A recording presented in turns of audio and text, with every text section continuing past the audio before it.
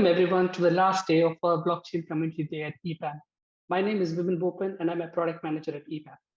Over the last 3 days, we have listened to blockchain visionaries all over the world who presented us their viewpoint on the impact of blockchain in the fields of art, transportation, finance, and real world assets. Today, every organization from small startup to large corporations wants to build blockchain products and dip their toes into the space. Engineering and consulting organizations also want to move into the space, providing solutions to their customers in this space. But how do these organizations build this team to provide maximum value to their clients? Today, we are lucky to have Sasha, head of blockchain practice at EPAM, to deliver her vision on the topic, a recipe to cook a perfect blockchain delivery practice. Sasha Pitkevich is a blockchain and Web3 evangelist and advisor. Prior to heading blockchain practice at EPAM, she led blockchain capability at Accenture in Europe. Combining both technology and business experience and being an Ethereum enthusiast, you can see and hear Sasha frequently at blockchain conferences, podcasts, and also in YouTube, focusing mainly on blockchain, DLT, and Web3 adoption topics. Originally Russian, Sasha is truly a global citizen. After spending many years in the Netherlands, she recently moved to Hong Kong. Sasha speaks Russian, English, Dutch, and Japanese. And outside work, raises 3 children, practice Aikido, and dreams to travel the space. On behalf of Blockchain Community Day, we welcome Sasha to the conference. Bibin, many thanks for wonderful introduction. And guys, we are starting our last day, and that's the day of community and marketing. And probably the building blockchain delivery capability to be placed in this day, it can sound strange for many of you, but listening carefully, you will find out why. Actually, well, I will start with why did I choose this topic? Why do I need to speak about that? Because Bipin was absolutely right. Now, when blockchain and Web3 technologies appear to be mainstream, many companies, a lot of enterprises are trying to build blockchain capability within. And it's definitely true for all the system integrators. And in a majority, what I see from a site that's hiring 3, 5 Solidity developers, those guys think that it's enough. And let's see, like I've started to build blockchain capabilities about 7 years ago. And I went this road, and there was like, it was from my own experience. And well, I really would like to share what have we learned on that way. And currently, I do believe that at EPAM, we are doing pretty decent job on delivering blockchain solutions and delivering them successfully, and also delivering them for both for startups of different sizes of startups and also enterprises. And our delivery group, our blockchain group, is very suitable of doing those tasks. So let's look at the recipe. Well, initial idea. What do you need for delivery practice? Almost everybody knows that you need to offer some services. You need to be able to deliver those services with the reasonable price and with reasonable quality, and you need to be able to scale your practice. But that's the average delivery practice. If you'd like to be the best one, then you need to have a unique service proposition and to offer something which is rare in the market. You also need to deliver with the best price and quality. And then, and especially when we're speaking about the blockchain technologies, you need to scale incredibly fast, especially now.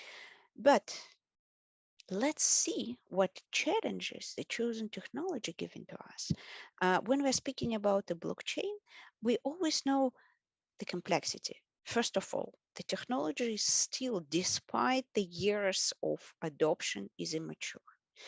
And there's still like, I do remember like 5 years ago, we had to, to debug everything using, terminal windows or like printing that somewhere on the side screen, and to test with almost no tools. Now it's much better, but it's still not perfect. At the same time, and also considering this immaturity, blockchain technology develops with enormous speed. And it also develops in all levels, not only on a technology level, but also on a business level, on a concept level, on a paradigm level, on an architecture level. And you have to cope with this speed because you have to offer your clients, or if you are in IT capability, your company, the technology like wise services. Then if any one of you will Google like blockchain or Web3 technology landscape, I'm pretty sure that you will find a picture with 1,000 small logos. The diversity of the technology is enormous. When you deliver blockchain, you at the same time deliver integrations in between networks and systems in building private DLT solutions, and also delivering NFTs for gaming companies, doing AR, VR integration, and doing tokenization, and you're also delivering the public solutions on the various blockchain networks. The diversity is huge. That's not like you're keeping the Java delivery when probably you diverse in a multi like libraries and probably in deployments. But when we're looking at blockchain technology, business concepts, the underlying stack is completely different for any foundation technology, and you have to cope with that. Then also, I mean, decentralization requires paradigm shift in the mind. And that requires paradigm shift as a developer and also as a business owner, as everyone. Well, probably designers can still be the same, but the rest who is involved is like it requires a total paradigm shift. Something similar to if you were all your life delivering single thread, like developing single thread, and then you need a multi-thread. It costs you shivering. It costs you some learning and understanding that things can actually go in parallel. In blockchain delivery, like in blockchain development, everything goes in parallel. And where because of immaturity, because of majority of the solutions which were created in the world up to this time, it's still proof of concepts, pilots. There are no best practices for maintenance. There are no best practices of how to shape projects, even how to deliver the project. The methodology, almost every big system integrator invents that. Startups are inventing that. They obviously using and gluing together all existing methodologies, but there are a lot of innovations there. And well, there's no any silver bullet. You have to adapt to that too. And you have to prepare and you have to choose your path. And in a crazy market state, because everybody wants like NFT yesterday. And you have to deliver them right now and on a known technology. And even when you are asking them your customer, how would you like your NFT? They normally don't know. They just want NFT yesterday. And the same with their free solutions. They just want to port their Web2 service to Web3. They don't know how. They don't know a lot about the requirements. They're not experienced product managers because the market is like this, because nobody now is experienced product manager in Web3. It just appeared to be. So with all this complexity, we are trying to cook the recipe. And first thing we will start are the services. And when speaking about the services, I mean, you can pretty much reuse what you used before for any other types of the delivery groups. But your services has to be sharp to the point. You cannot afford of offering your clients blah, blah, blah. Your clients need to trust you. And as the competition level at the market is also high, you have to offer something tangible. And this something tangible needs to resonate with your client. So it has to be also industry oriented, and it has to have the deep industry roots. You know, like not decentralizing everything, because the decentralization of money and the decentralization of like electricity bills and information about the cars and like from one point of view, the ideas and architecture can be the same, but the devil is in the details. And you have to put enough attention to those details. Then when you are presenting to your clients your services, or where you're talking internally, business will trust you. Business will go with you, but only if you understand the business. So despite that you might be thinking that your technology capability and technology delivery good, you have to invest in industry expertise. Then you have to stay practical. Blockchain technology is not a technology for any solution in the world. It can bring a value to almost any industry and to almost any use case, but you have to understand in details how, and not implement it blindly. And don't say like, well, again, state of the market provokes us. There are a lot of clients who wants blockchain for the sake of blockchain. Stay practical and speak honestly to your clients. Where there is no necessity for decentralization, there is no necessity. There are no benefits to implement that through the blockchain. Where there is no cry, for example, for 100% auditability, or like, there are solutions which are much better and much cheaper done centrally. And vice versa. There are solutions which cry for decentralization, which would be most effective and the best done in blockchain. Think about that. Do not offer blockchain for everything, even if the client is begging for that. Then let's look further. Obviously, you need engineers. We are now, like, in the middle of our recipe boiling soup. We need to have a mass, and those are the engineers. And when you're delivering with engineers, first of all, they have to have knowledge, and second, they have to have experience. And I will speak a little bit later how to give people experience when, for example, you're starting, you're growing your capability, and the people seems to have knowledge, but experience is questionable. Uh, Another one, motivation. Again, here we are suffering from another, from another angle of the state of the market, because with such a huge demand for the blockchain and Web3 solutions now, blockchain developers, like Solidity developers, like Go developers, like people who are knowing Hyperledger Fabric or something, they're in high demand.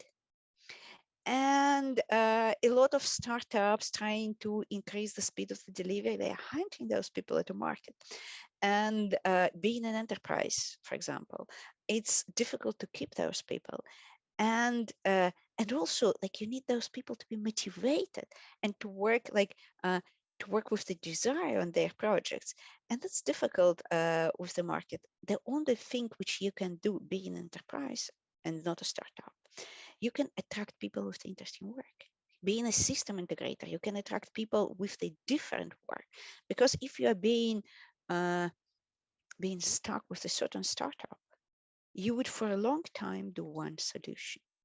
When you're with a system integrator, you can switch in between solutions. You can switch in between technologies, and there are different people at the market. There are people who like stability. Okay, startup and stability, are the strange things, but at least stability in the technology. And there are people who would like to reprofile, and there are people with the broad experience, and there are people with the depth in their experience, and those are the different people. And actually, if you can, you need to mix them, because again, if you are a system integrator, or if you are big enterprise and you have the different type of blockchain work, you will need to have different engineers for that. And you need to think about motivating people. You also can motivate people with education. You can motivate people with their outer connections. I will speak about that a little bit later. Then, what do you need from blockchain engineers? When I'm looking for the engineers for my practice, where people asking, Sasha, what are you looking for? I'm always saying that I'm looking for the people who are flexible, who are most flexible, because today they're working with one technology, tomorrow they may be working with another technology. Today they are working with one tooling, and tomorrow they might be working on another tooling. And today they should master one paradigm and one set of the patterns, and tomorrow it will change. And the day of tomorrow they will change again and again and again. That's, you are living in ever-changing environment. And you need developers who are comfortable with that. People who are learning 5 years, one technology, comfortable with that and willing to stuck with us, like to stick to that, it would be difficult for them. Probably you can find room for those people, but that would be the effort. And that would be, and you won't be able to use those people in freely in the different teams. And in the majority of the cases, when we are delivering Web3 and blockchain projects, we are delivering so-called SWAT teams, the small Scrum teams, and being very agile. And yeah, I've been already speaking, you need loyalty from those people, and you need mechanisms to keep people with you, because I already said state of the market as such that working for the enterprise companies, the people are easily offered twice and even triple of their salary to help certain startups. And for many people, it can be attractive. You have to consider that. And last but not least, we all used to speak about developers when we are saying engineers. But when we are building blockchain team, we cannot build good blockchain solution without test automation. That's impossible. And you need a high skilled automation quality assurance specialists. Keep an eye on that. Prepare them. They need almost the same level of knowledge about blockchain technologies and the actual developers. They're using different languages. They're probably writing code on Python, but they have to understand. In some cases, they have to understand even more in terms of how the centralized processing is done, and value those people and motivate them the same way you motivate your developers, and have at least quarter of your engineering workforce as test automators, and preferably more. Like I would say, in some cases, if you are delivering the big solutions, probably 1/3 would be the better than quarter. And the third ingredient, or third variety of the ingredients, uh, for people delivering blockchain solutions, that's essential to have the right environment to work. First of all, keeping in mind the diversity of the tooling and technologies they are working with, they need hands-on sandboxes. And in many cases, they cannot survive their own laptop and their own working stations. When we're speaking about the networks, and when we're speaking about distributed networks, that that requires sandboxes. It requires sandboxes on a different technologies when like you're using. For example, at EPAM, we have sandbox for Ethereum technology, and both private and public. And we have a sandbox for Hyperledger Fabric. We have sandbox for DAML. We have sandbox for Corda. Because when we're delivering the different technologies, like it affects the speed of delivery, it affects the quality, it affects the knowledge of the people. Then being the WISE system integrator or being the WISE IT group and WISE practice, you need an established partnership. You need an access to the information. You need, like, with such a speed of the technology development and such a speed of the growing maturity, you need an access to the architects of the vendors. You need an access to the testing professionals of the vendors, because otherwise you will have to invent everything yourself. And keeping in mind the diversity of the technology, it would be a very tough job. And that would be a lot of non-billable overhead, non-productive overhead, because you will need to invent a lot of things. It's much easier and much more fruitful to partner with the vendors and to work hand by hand with them, and invest in the building relationships. Invest in building relationships on all levels, not only on the business level, but also on the technology and architecture level. Then, well, it's obvious. Remember, I was speaking about the best practice, and I was speaking about speed and quality. It's impossible without accelerators. And that's also the way how you can grow your experience of your people. Because, I mean, you will need to build internal tools. You will need to build internal libraries. You will need to build the infrastructure pieces to be able to deliver faster, to be able to deliver with high quality, use your people to build that. Then they would learn more, and also they would be much more comfortable with the tooling they're using, and they also would be able to analyze what is existing at the market. And basically the tooling will answer their needs, rotate people between billable projects and internal projects. So like designate time of building accelerators. And when I'm saying accelerators, that's not only on technology level. That's not only like you are rolling out your development environment using like one deploy button and everything like, and the test network is there. No, you can also have business accelerators, because I mean, this is state of the, like in some areas of Web3 and blockchain, the demand is pretty similar. I mean, everyone wants an NFT marketplace, or everyone wants NFT representing the digital twin.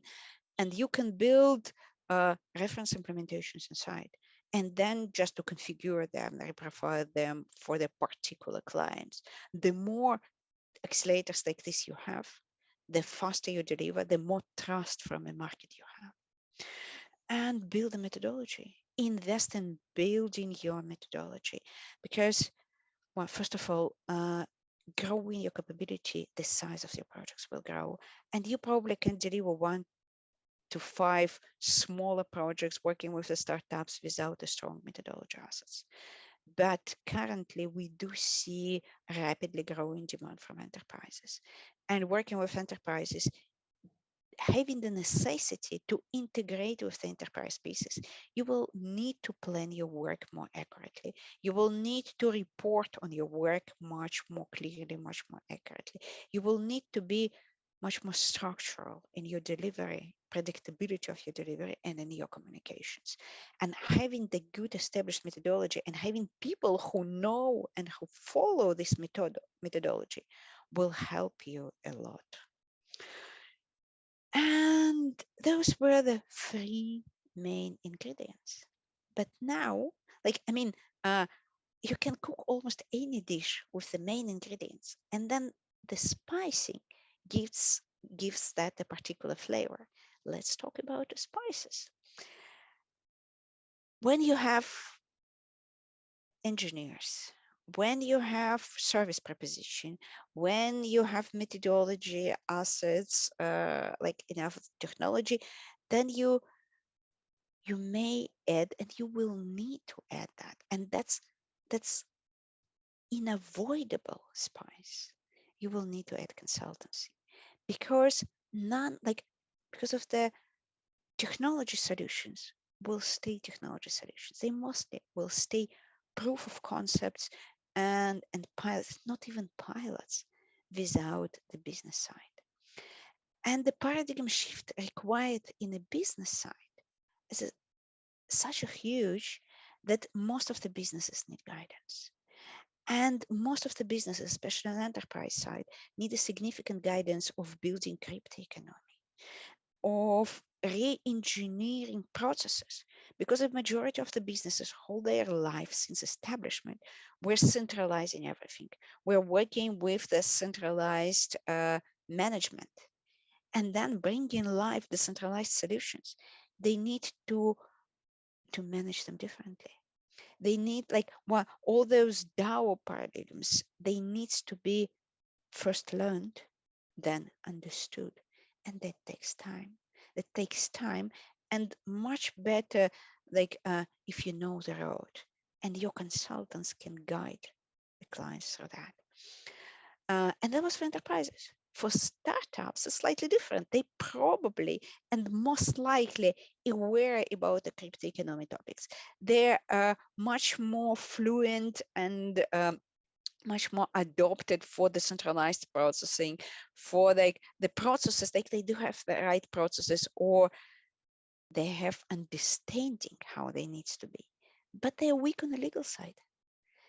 They need a lot of help on the legal side, on bringing the legal basis to their solutions and to their offerings.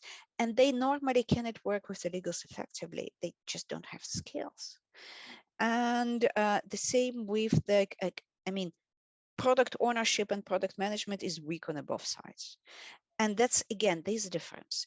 Enterprises, they have like the enterprise product management.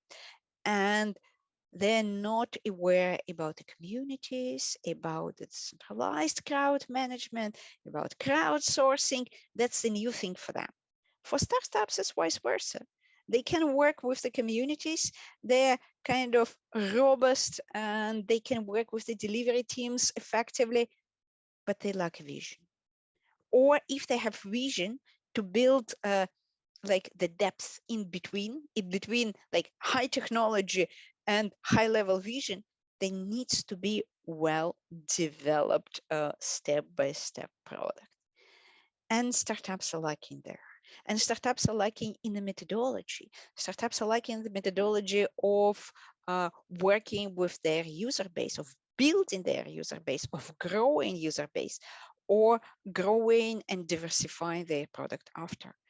A lot of consulting possibilities there, and they're specialized ones. You cannot use a consultant to teach the crypto economy or to guide on the crypto economy. Those guys have to be blockchain aware and they have to understand also the technology. Majority of the questions which are led to consultants is a feasibility questions, or majority of the challenges which a consultants bring to the business, they're feasibility questions, because like you dream about that, but it's impossible. And you have to prepare this workforce, and your developers, your engineers have to work hand by hand with your consultants well. And that's a significant effort to achieve that. Then you have to have architects. And architects, like, I mean, probably I don't need to speak much about that. That's obvious that you have to have architects, but you have to prepare them, because the centralized architecture, or probably like the cloud architects, they don't know much about the centralization. Sometimes in their stack, for example, like SAP architects, the SAP and Oracle nowadays, they have blockchain pieces, but they are, vendor land about one solution.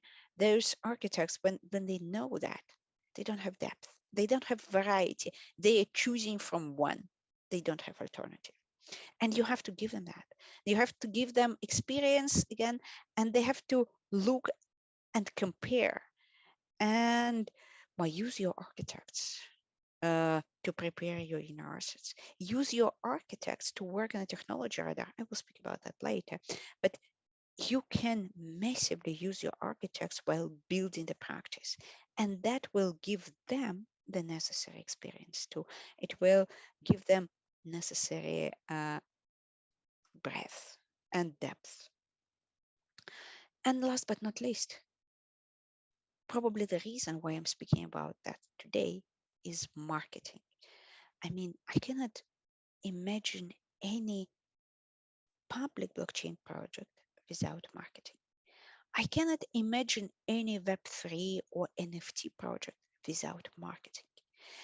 And currently, I do see that the marketing involvement almost never happened in blockchain projects. And that brings a lot of complexities.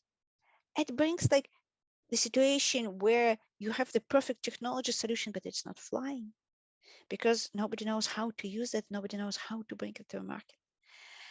And that brings the situations where a brand is issuing NFTs, but not able to build and manage the community. And investing in NFTs at the same time, they're losing this investment, and the return of the investment appeared to be miserable because of the different ways how community marketing is done, which are not well known for enterprise type of the brands. So while building the blockchain capability, while building the blockchain delivery group, you should have in your group community managers. You should have in your group SMM specialists, probably influencers or people who are able to manage influencers and do influencer-led marketing. and people who understand brand management very well, because that's the whole stack of all the NFT deals. And majority of the marketing specialists of your clients, they needs to be guided. They needs to be taught how to do that. Startups needs to be taught how to do marketing. Startups actually would love to outsource this type of the things because they would like to concentrate on their core business, and the marketing is new heavy for them. And if you can offer that type of the services, I mean, have a delivery group who are delivering marketing, you will deliver the unique service, which is rare. And combining the marketing with the delivery, have not a separate boutique on design and marketing and separate delivery group, and having those guys who are working successfully together and knowing the core blockchain and understanding the centralization, tokenization, understanding the crypto perspective, you will bring the best practice. Security, again, is the same as architects. I don't need to speak much about why do you need those guys. I probably will spend some time a little bit later of like answering the question how. And designers, uh, strangely enough, when we are delivering blockchain solutions, the part where you are building smart contract appeared to be 10, 20%. Then another 10, 20% are the integrations. But you almost always, well, unless you are doing on the integration part, you almost always have a front end, and you have to do a lot of designs. And designs are in terms of the user experience, in terms of the visual designs, because there are like nowadays there are a lot of blockchain deals speaking about the metaverse and NFT. And they all about visuals. They all about immersive experience. And if you have those people in house who also understand the feasibility of your technology, remember, it's still immature, it still cannot do whatever you imagine, and able to work with your tools effectively, you're speeding up your delivery. You do not have this gap like the designers, then they're passing that to the engineering team. When they work together, when they use the tools known for both parts, and when they're when they're building accelerators together, that speeds up the delivery. That also projects confidence. And when your clients are looking at you, and even if you're internal IT group, when your business is looking to your group working as a one well-tuned workforce, one tasty dish, we're SAP today, yeah, we're not a musical instrument. So that's a bit like everybody loves a tasty dish. You have to have all of that, and you have to have it spicy. And then probably the last topic of today. But how? Sasha, you told that we have to have all of this, but how? So now I'm going to spend 5 minutes on how. First of all blockchain practices are built on connections. You have to connect your people to industry experts. You have to connect your people to the world crypto community. I mean, you won't survive in a bubble. You have to have people connected. You have to have people actively participating in open source, in world blockchain, like in world crypto development. The more your people engage with the world crypto community, the better the quality is. Partners, remember, you have to have partners and you have to work together with those partners. Connections means everything for your blockchain practice. Then community, you need to understand deep enough how communities work, because for the majority of the pre-solutions, that's the core. And you can understand that well only if you manage one yourself. Start a community. Try to use all the community management mechanisms, all the crypto mechanisms inside. Like, use what you deliver yourself. And that will give you understanding from all the angles, from a delivery angle, but also from a consumer angle. You will understand much better your customers, and you will meet the same challenges. You will resolve the challenges. Probably you will resolve it faster, and then you would be able to teach others. Then research. I mean, the speed of the technology. I mean, last week there was the Ethereum merge, and yeah, we suddenly need to redo all like majority of our presentations. We need to recalculate a lot of like cost for the solutions. We need to do a lot. If we are prepared, that's easy. If we don't know that it was a merge, we would look stupid talking to our clients who know better. We would look stupid to the startups. And that's only one technology, Ethereum. Okay, that's a major technology, but only one. And also, that's foundation layer. There are so many valuable projects like Gnosis, like Augur, like Polkadot. There are like Parity. There are so many things you need to follow that you need to do research. And you need to do research not only on a known technologies, then I will speak about the technology radar, but you also need constantly to look to the new technologies.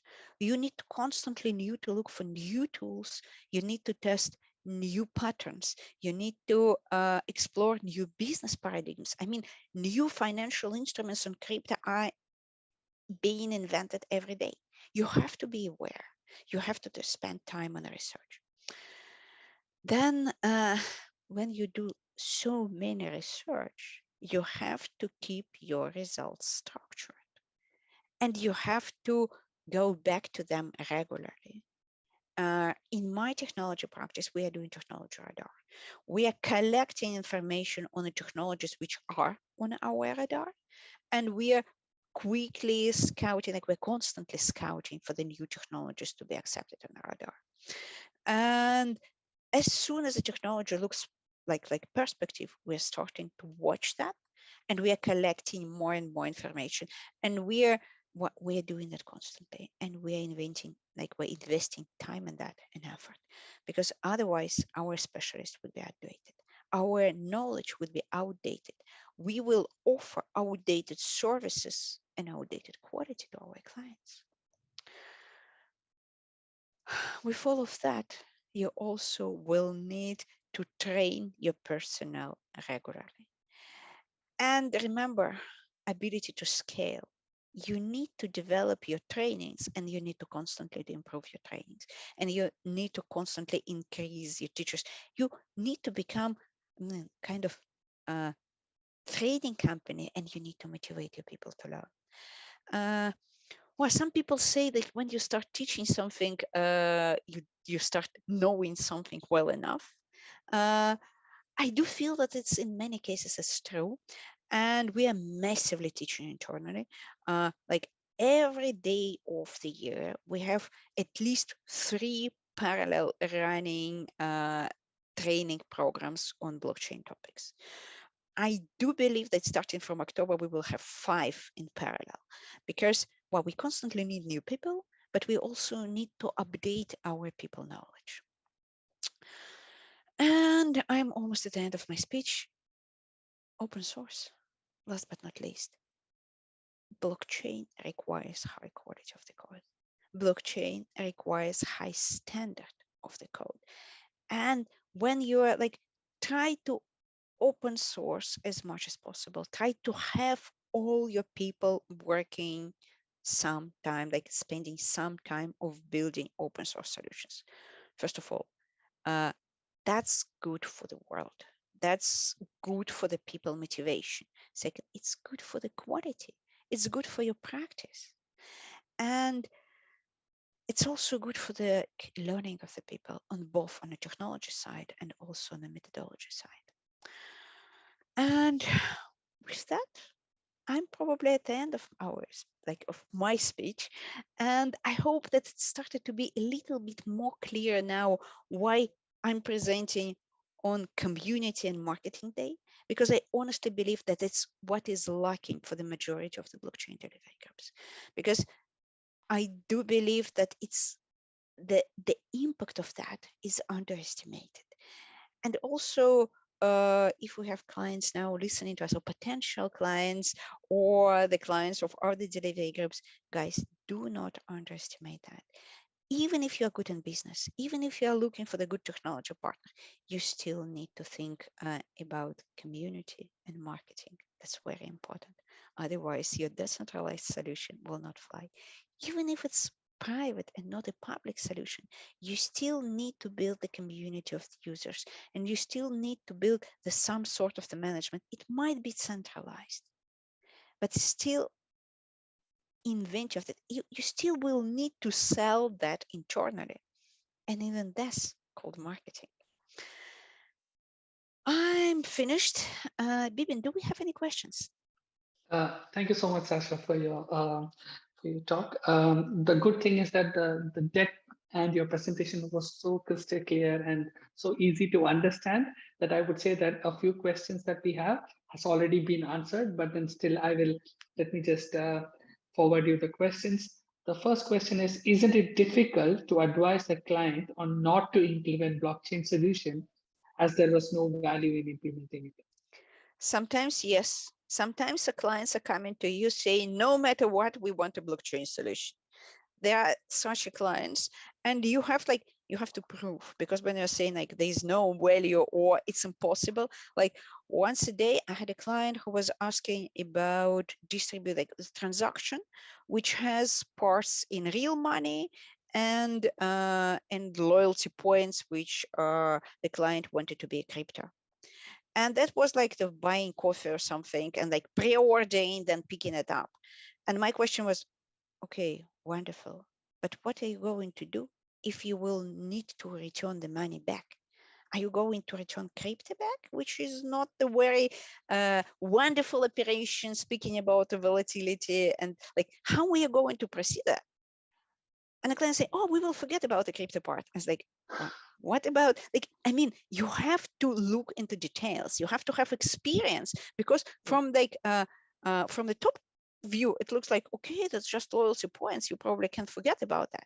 But if it's crypto, it has a value. And it has a value, it can be sold. And like being a consumer, that they can complain that they're losing a value. And I mean, there are a lot of clients, but at least up till the recent time, there were a lot of demand for, we need to have a blockchain solution. Find us the use case, advise us on a use case. We have we have hammer, show us the nail. So yes, that's sometimes very difficult to advise out of blockchain solution. Thanks, Sasha, for that example. The next question is, with blockchain being such a new technology, how difficult it is to find team members with blockchain expertise, or do we focus on training our personnel in this technology who has no prior experience in it? Well, I probably would upset you. It's not such a new technology. That's already on the market 10 years. At least I'm doing that even more than 10 years. So like the solidity is existing like 10 years. So there are enough, there are specialists, like enough, it's probably too strong word because we need more and more. There are specialists. It's probably difficult to hire from the market because those who become specialists early enough have earned a fortune and are not motivated to work now at all.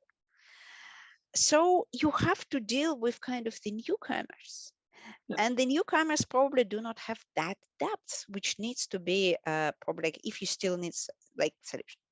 Also, when you want to be versatile, when you want to have people being able to deliver different types of solutions, public blockchain, private blockchain, different foundation technologies, you have to train people.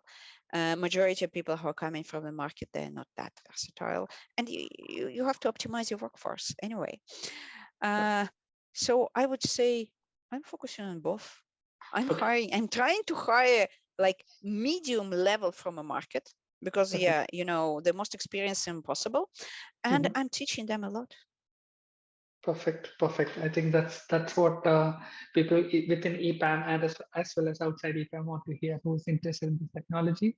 So that wraps up the Q&A from our audience. Sasha, thank you so much for this enlightening talk, and I really am confident that people who are listening to this talk would have had a lot of information to take home and think about, and investing their time as well as gaining their expertise in the blockchain technology. So thank you so much for this wonderful talk. And just wanted to inform all our participants, we have a next session that will be done by Vanessa and Thomas on the topic, why hire when you can outsource for building blockchain technology. Thank you so much, everyone. Guys, thank you for having me here. And Bibin, many thanks for the wonderful company. Thank you. Thank you. It's my See pleasure, you. Pasha. Bye-bye. Bye-bye.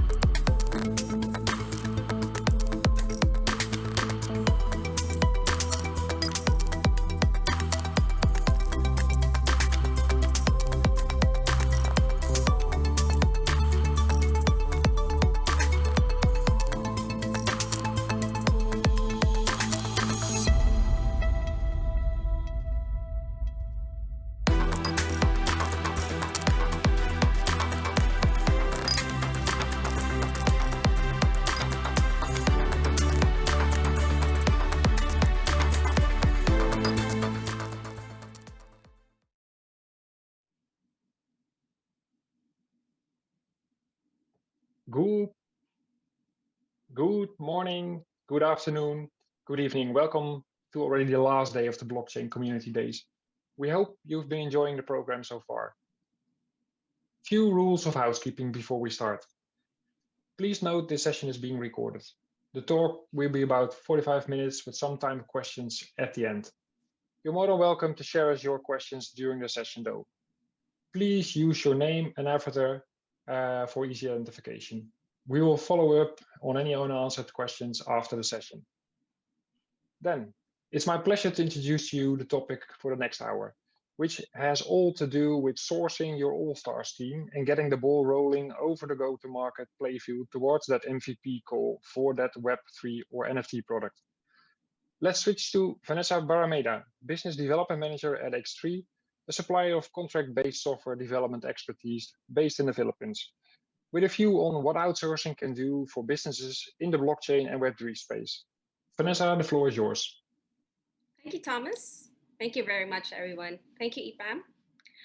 Okay, so I'll start with first introducing myself, just for everyone to understand where I'm coming from. So my name is Vanessa. I've been in the software development sales industry for 15 years. I've been into blockchain project marketing for 4 years now, and in IT recruitment for 3 years. So a combination of all those backgrounds is actually very much related to my topic today. And I'm also a mom to a 5-year-old named George. So he says hi. Okay, so the topic of my talk is why hire when you can outsource. So I'm actually talking to more of startup founders. If you guys are watching me right now, this one is going to be very important to you. Okay. So you have a great Web3 idea and you manage to raise some funds. Okay. So what's next, right? So I bet you the first thing you'd probably be doing is you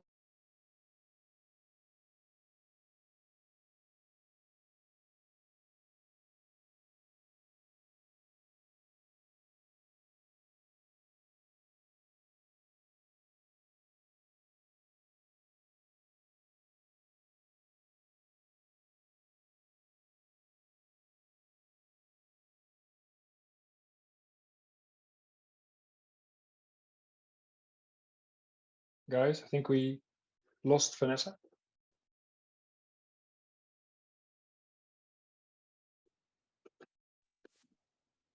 sorry about that. Let me try again. So again, I was about to say that you'd probably post a job post, something like this, and you'd promise the moon and the stars to possible hirees and to attract candidates, right? So something like this, you'd use keywords like bonuses, health insurances, allowances, competitive salary. So yeah, so it's something most founders are very excited to do, but you'll have to think about this part very seriously before you proceed. Okay, according to hire.com, an average blockchain developer salary ranges between $150,000 to $175,000 per year. Okay, so actually guys, a team of 10 engineers, if you've hired them directly, you could easily burn $1 million in 6 months or even less on salaries and benefits alone. Did you know that, guys? So I know what you're thinking. Probably say, Vanessa, your math is a bit off. If it's $150,000 a year, cut that in half, multiply by 10, that's not $1 million in 6 months. But actually, you think about it, that's actually not the case. So think of an iceberg as the compensation package or the salary package that you offer your employees. So there's the divisible cost on top, of course, the negotiated amount. And there are hidden costs underneath that most founders don't actually know. Okay. So actually, it's the bells and whistles that might catch you off guard. And these are the things that most founders are not aware of. These are the paid leaves, the health insurances, government mandated contributions. allowances of transportation communication, work equipment and internet allowances, software licenses, employee retention activities. So those Taco Tuesdays or Beer Fridays, those actually add up to the total cost. Of course, bonuses. Some of you go as wild as 1, 2, 3 month bonuses, right? Let's put one example, paid leaves, okay? Let's say Bernie over here is a senior developer. He makes around $625 a day. You offered him 15 days of paid vacation leave. He happens to like to go to Hawaii and spend 3 weeks there, okay, for paid leaves. Okay, so he does this, files for a vacation leave, he goes to Hawaii and stays there for 3 weeks. But you suddenly forgot that Bernie is actually working on a project that had a deliverable within the next 60 days. So is the entire team going to wait for Bernie to come back from Hawaii? Of course not, right? They'd probably hire a temp, such as Ella, for example, who'll probably be paid $625 per day, and she'll be on contract for 3 weeks. So founders, what does this mean? It means you didn't anticipate that Bernie's paid leave for 3 weeks actually will have to add up $9,000 again to pay for the temp who will take on his work.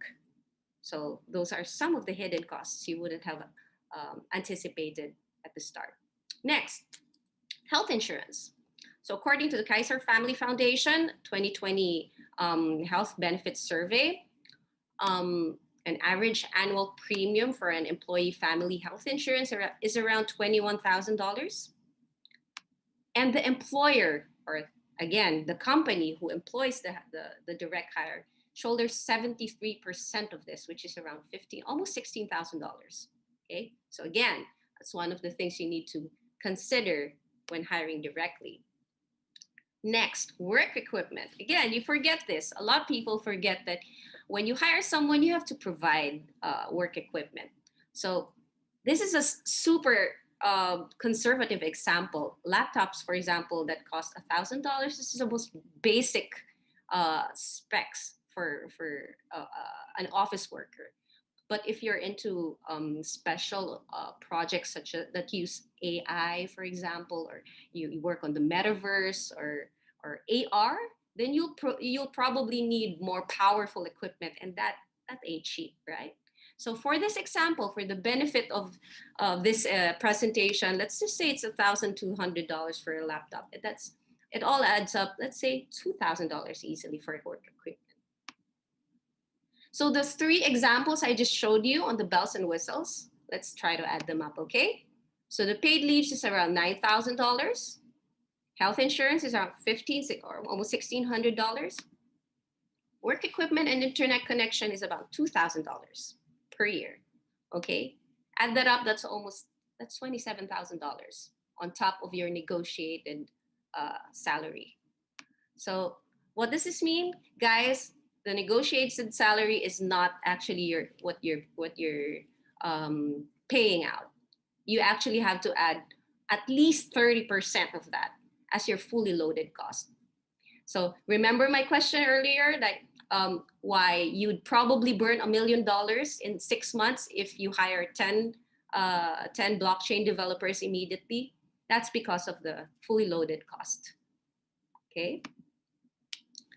So let's say you did hire 10. Okay, so you have the runway, you have money, you hired 10 developers in 6 months, and you wanted to produce a minimum viable product in 6 months. So that's your roadmap. So your team is there, you're drawing up the sprint plan, you have deliverables per month. As you see here, they're like, it's coded per month. And yeah, they're very excited to start. Month 1, month 2, everything's right on track. Everything's perfect, running perfectly. But what you don't understand, guys, is if you work in software development, it's very common that something will change right in the middle of your sprint or in your product development plan. Why? Because plans change. Sometimes there are good ideas that come in late. You have to insert it into your product pipeline. And because of that, your original sprint plan will have to change as well. So your 6 months might not really be achievable. So the MVP, it's kind of, I've actually encountered this 100 times. The original deadline isn't always the always hit actually. So put at least a month or two leeway for delays, right? And again, as a founder, you probably didn't think of this. So 6 months later, your funds run out. There's still no MVP. What happens? Here's the worst part of it. You're left with no choice but to do more painful and more expensive layoffs. Why did I say more expensive?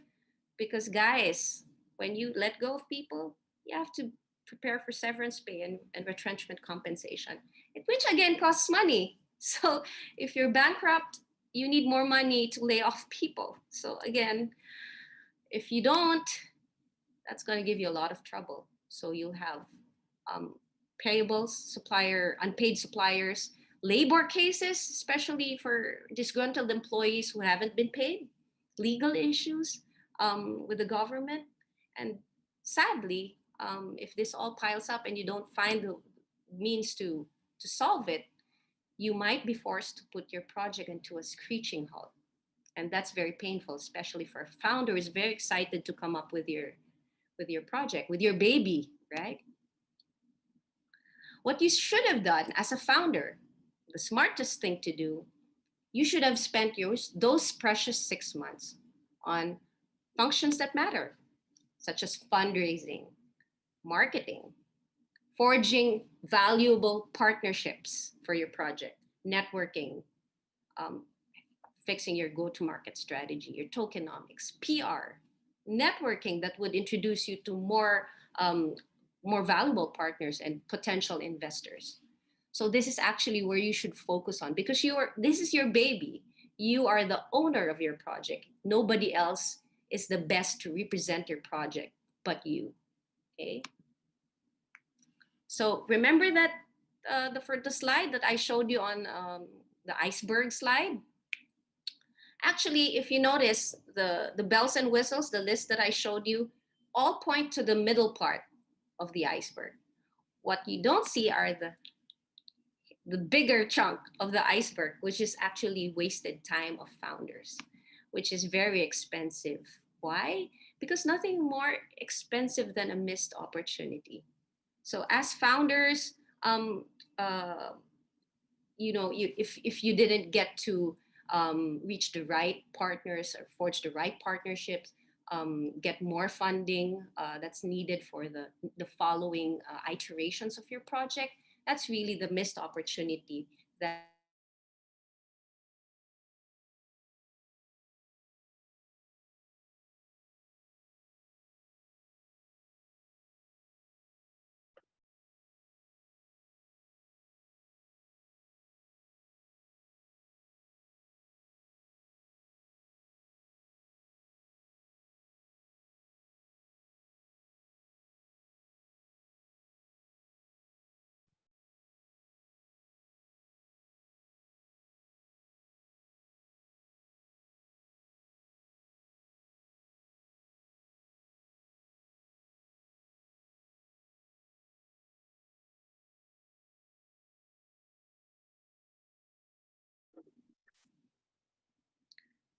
I got caught again. I'm sorry about that. Okay, are we back, Thomas? Yeah, I'm back. Yeah. You're back. Sorry about that. Okay, so I'll continue. So how do you choose an expert provider? Okay, so I don't want to use the word expert loosely, because in the industry that we are at right now, when you say expert, a lot of people kind of claim that they are experts, even if they're not. Like if they just mint one NFT, for example, they're suddenly NFT experts. So I don't want to use the word expert. Instead, let's just call it legit providers, right? So how do you choose a legit provider? So first, make sure it's a reputable or established provider in its own field. Let's, for example, you want to buy liquid detergent, right? You need to wash your clothes. You need to buy a detergent, but you have no idea on what brand to buy. You go to a supermarket. So what detergent are you going to buy? Are you going to buy from an obscure manufacturer, or are you going to choose a detergent manufactured by the likes of, let's say, Procter and Gamble or Unilever, right? So you're going to trust the product manufactured by those that's reputable or established in their own field. So same thing with choosing an outsourcing provider. Next is management. Okay, for example, you're in business with someone with a startup, for example. Of course, obviously, a startup is not as reputable yet or established in its own field because obviously it's a startup. But the management behind it is actually comes from 20 years experience, for example, in the chosen field. That actually is credibility in itself. The background of the key management. Okay, next, employee base size. So this isn't always the case, but normally if you find a company that has like 20, 50 people employed, most likely it's not going to run away and close shop tomorrow. So that's an indication that it's kind of legit, right? Next, affiliation or certification with industry principles. So for example, you haven't heard of the company, you don't know the founders, but oh yeah, he's a member or endorsed by a university, for example. So that kind of lends its credibility to the company itself because it's endorsed by a reputable or an affiliated with a reputable university.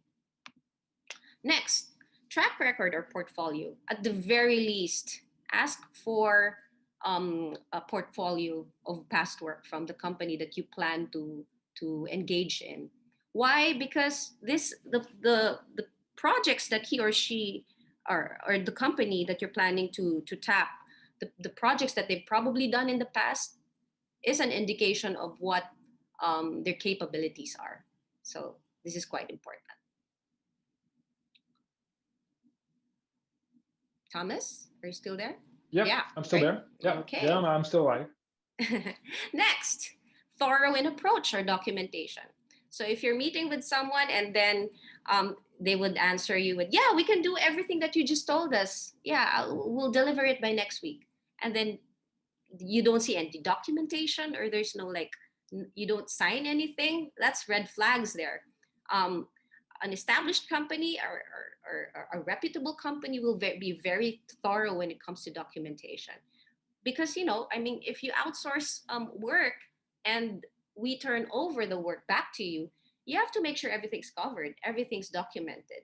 There are logs, there are manuals, written manuals that the company can go back to ensure that there's business continuity after the turnover, right? Responsive and customer centric. SLAs are very important in software development, guys. I mean, deadlines are very important. So if a company that you're talking to does not respect SLAs, does not respect responsiveness, that's a red flag again. So if you suddenly the AE or unless maybe the account executive is sick, right? But if suddenly you can't talk to the same person again for like several days, then that's a red flag there. Maybe that's not the right provider for you. And lastly, of course, this is the safest part. It's recommended by someone you know. So if maybe a startup friend of yours you've met in a conference recommends a project because or a provider because he or she worked on the project that your friend did, then yeah, of course, that's one of the signs that it's a legit provider. Okay, so shameless plug because I'm very proud that my company actually ticks most of the boxes of the guidelines or the examples that I showed you earlier. So Surpass is actually been in the software development industry for 20 years. So we're kind of established. 20 years of doing this is science to us. All the custom development work to us is science. Everything's documented, everything's laid out and planned for properly. We're a publicly listed company. We were actually the first in Southeast Asia to publicly list back in 2014. Picture you see here is actually the day when we IPO'd. We have 200 employees in Manila, 100 of which are software developers. So that's why it's easy for us to come up with a team all of a sudden to work on your project, or maybe lend you 1 or 2 developers if you need it. We've delivered hundreds and hundreds of B2B and B2C projects throughout the decades. So yeah, we've done this many, many times. It's a science to us. And we've launched over 40 mobile casual games. Yeah, back in 2013, 2014, we used to be one of the biggest mobile casual games developers in the region. So yeah, during the IPO, as you see in the picture, this was also the day we launched one of our mobile games, Run Run Super 5. That's why they're like robots or Power Rangers posing beside the founders there. And we've been doing blockchain projects since 2018.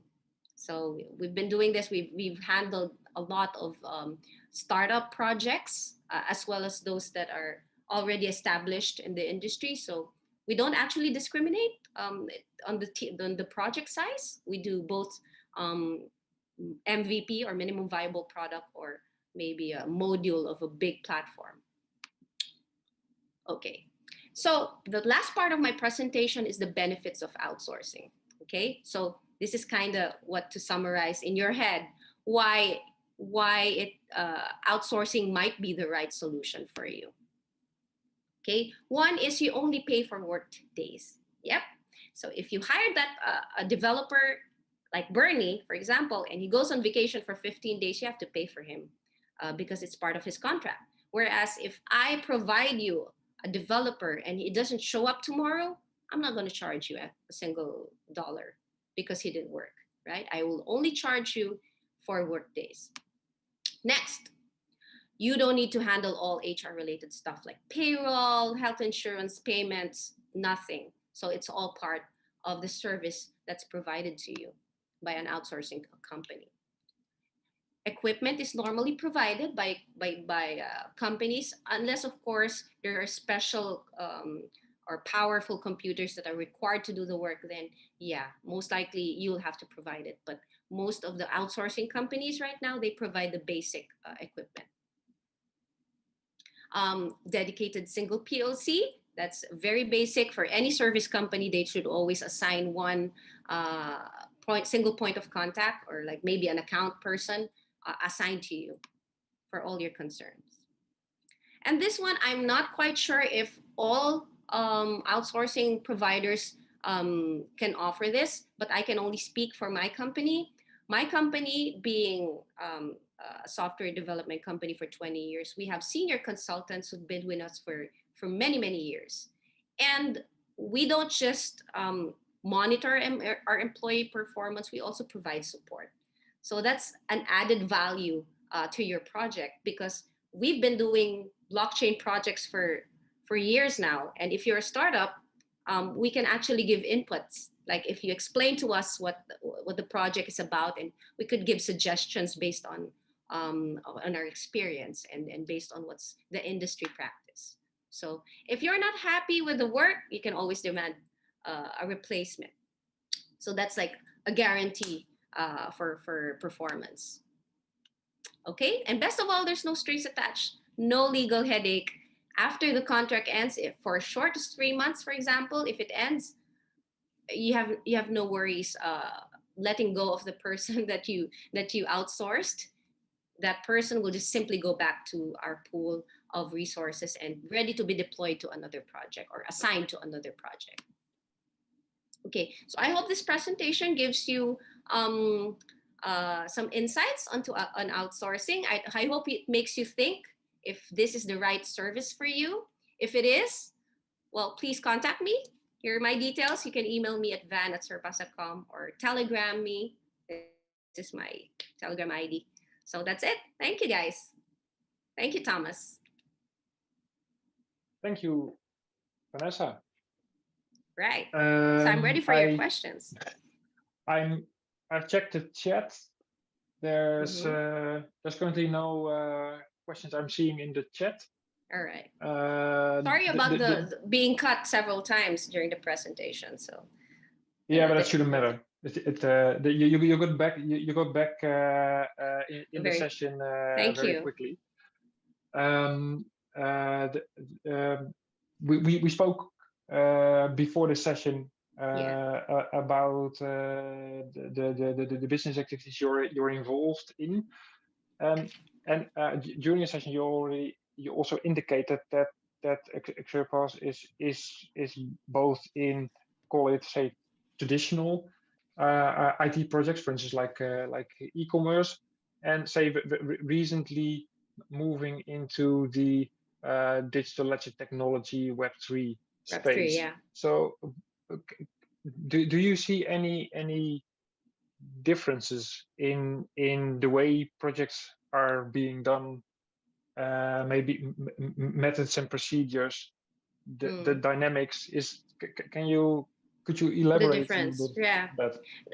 Well, basically we treat the same project almost the same.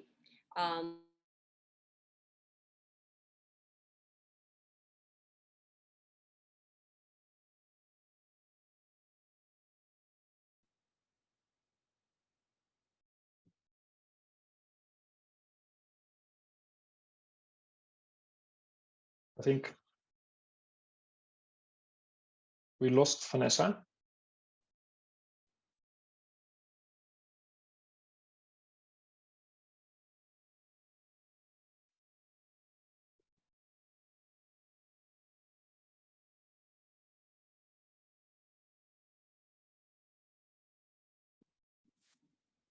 So the audience, why I asked the question is because hi Vanessa. Yeah. Sorry about that. Yeah. So I was saying, yeah, it's we treat every project the same. So the technology changed, obviously. So for Web2 projects, there's the traditional front end and back end technology stack. But for Web3, we have, of course, smart contract developers that either use Solidity or Rust technology, for example. It's very unique to Web3. But Web3 also uses the traditional technologies like React, JS, JavaScript. It's still pretty much a Web 2 plus a little bit more technology stack involved. But the process is still the same. Basically, we still plan the sprints. It's still a 2-week long per sprint, and then of course depends on the scope of work how many sprints is required. But again, if since we've been doing this over and over, it's a science to us. There's a process that works. The service delivery process works already from Web 2. We simply transport it to Web 3. Yeah. So so it is to you to Xerpas. It's basically not any different. Is it? Does it require, apart from specific hard skills, does it require other soft skills with the people? Because I can imagine that if you're dealing with, say, startups, that there's a lot of other dynamics. Right. There may be other, say, risks involved in, if you compare it with maybe developing a traditional digital or even physical product. Right. Does it require different skills from the people involved? Soft skills. Okay. So for Yeah, soft skills, soft skills. Yeah, but yeah, you for the already technology explained hard stuff. skills. Yeah. Yeah, the hard skills. For the soft skill, well, basically it's still the same. More like maybe adjusting to the time zones, because Web3 is very much a global community compared to the traditional clients that we deal with, which is normally within the region. So many of our developers work on shifts. It's not even a soft skill actually. In terms of communicating, yeah, there are cultural differences since obviously when you've been into traditional software developer and you've been talking to the same I mean, of course, we're Filipinos. We know how to deal with Filipinos, but Web3 opening it up globally. Suddenly, you're talking to someone from Europe, from the US. We have a client from New York, and later on, he's in Greece. So it's quite different. I don't think it's even bad. It's actually very exciting for most of our people being exposed globally all of a sudden. So Yeah. so it's something that kind of excites them. So actually, a lot of our developers are very excited when they start working on Web3 because they can do both. Actually, our developers can do both. Of course, if there's no demand for Web3, they go back to Web2 projects. We still do Web2 projects until now. But when they do Web3, they're very excited because they know they're going to learn something new and they're going to be exposed globally once again. So it's something that our developers look forward to. And having said what you said about, we also of course do Web2. Do you actually see that with clients you're doing Web2 projects for, that there's a demand, there's an interest to understand or maybe experience Web3 projects? Do you also see that, or is it basically, would that be new business? Would it be a completely different client segment, or is it also the existing clients that you're doing Web2 projects for that are now asking for Web3 projects? There are some.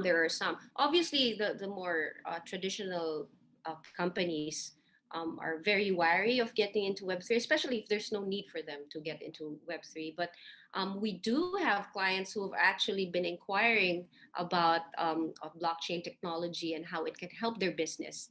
So with that part, we offer consultancy as well, because we will tell them if we think that it's going to be a beneficial solution to their problem, or will it just complicate things for them.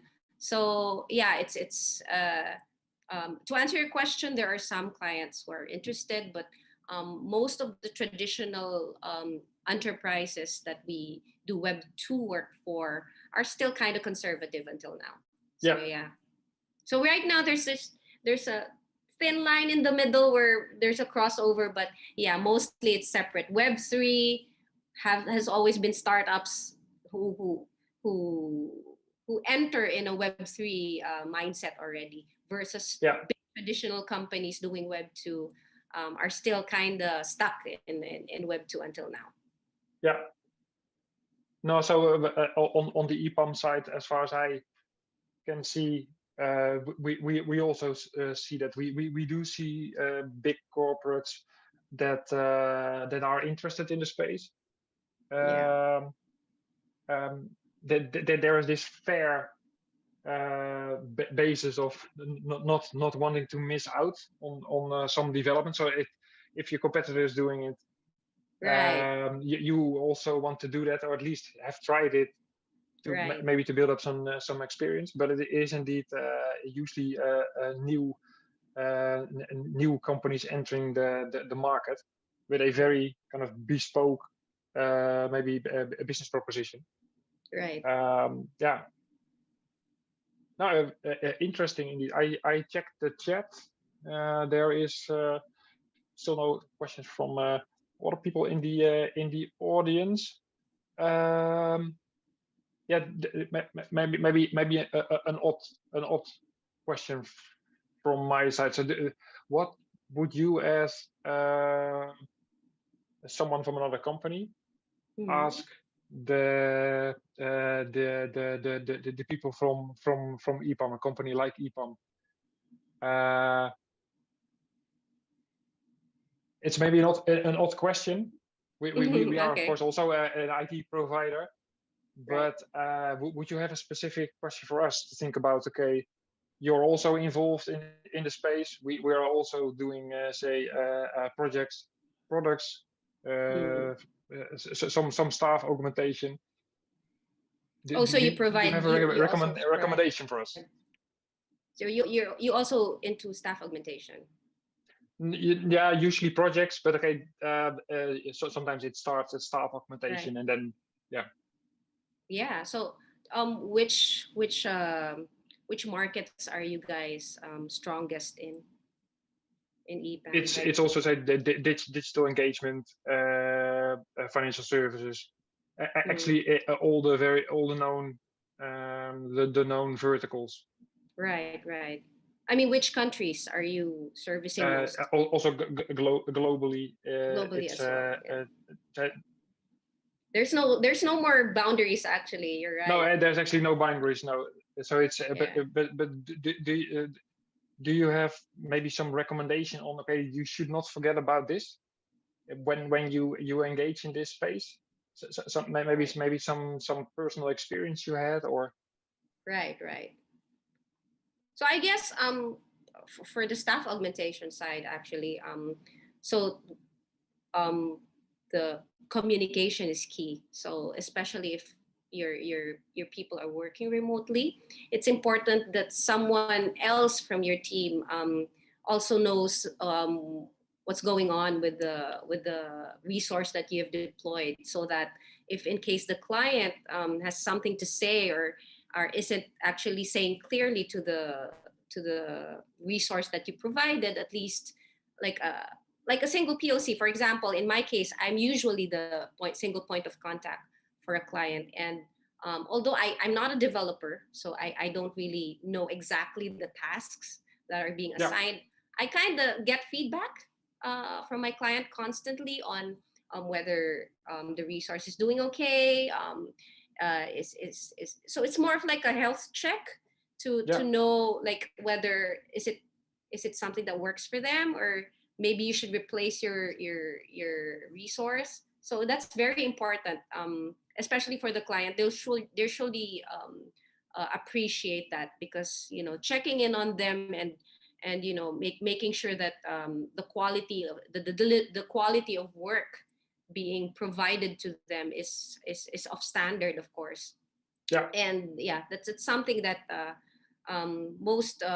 most resource outsource companies forget. So they think that they just throw in a person to you and I'll bill you next month, see ya, bye. So that shouldn't be the case. You should always have a direct line with your client and ensure that your client is happy with the performance. No, I fully agree with that. So that's especially with anything new, there's this vast effort to be put in expectation management. Yes. And founders, you share with us, okay, you want to actually help out founders, and founders are you're helping them out for basically freeing up their time so they can do the expectation management to the outside world. And as an IT services provider, you have to do that to the founder, and there should be a match there. And when you're talking to a founder, you should also see him not as like cash bill. You should see your client as a partner.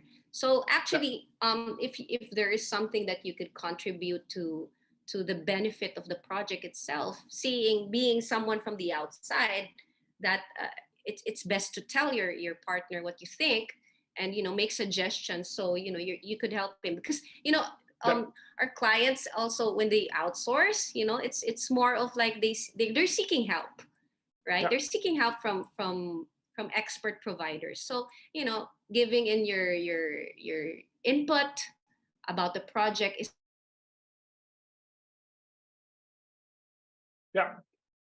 No, I see that as well. I always say when I go to a client, actually you can bring him or her any tool, any solution, but the best tool is a mirror. So help them then see what they are, how they are behaving, if they actually saw things the right way, things like that. Right. No, right. I fully agree with that.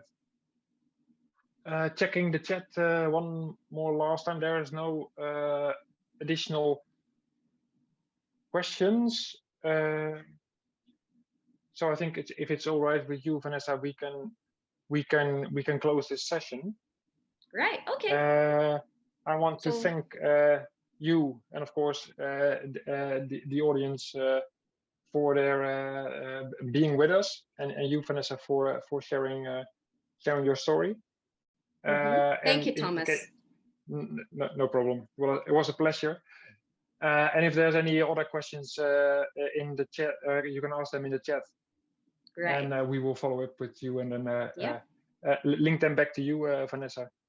Yes. And yeah, you have my email address, guys. I showed it in the slide earlier. If you have any inquiry, please feel free to email me. Thank you. Audience, thank you for your joining, and see you in the next session. Bye-bye. Bye.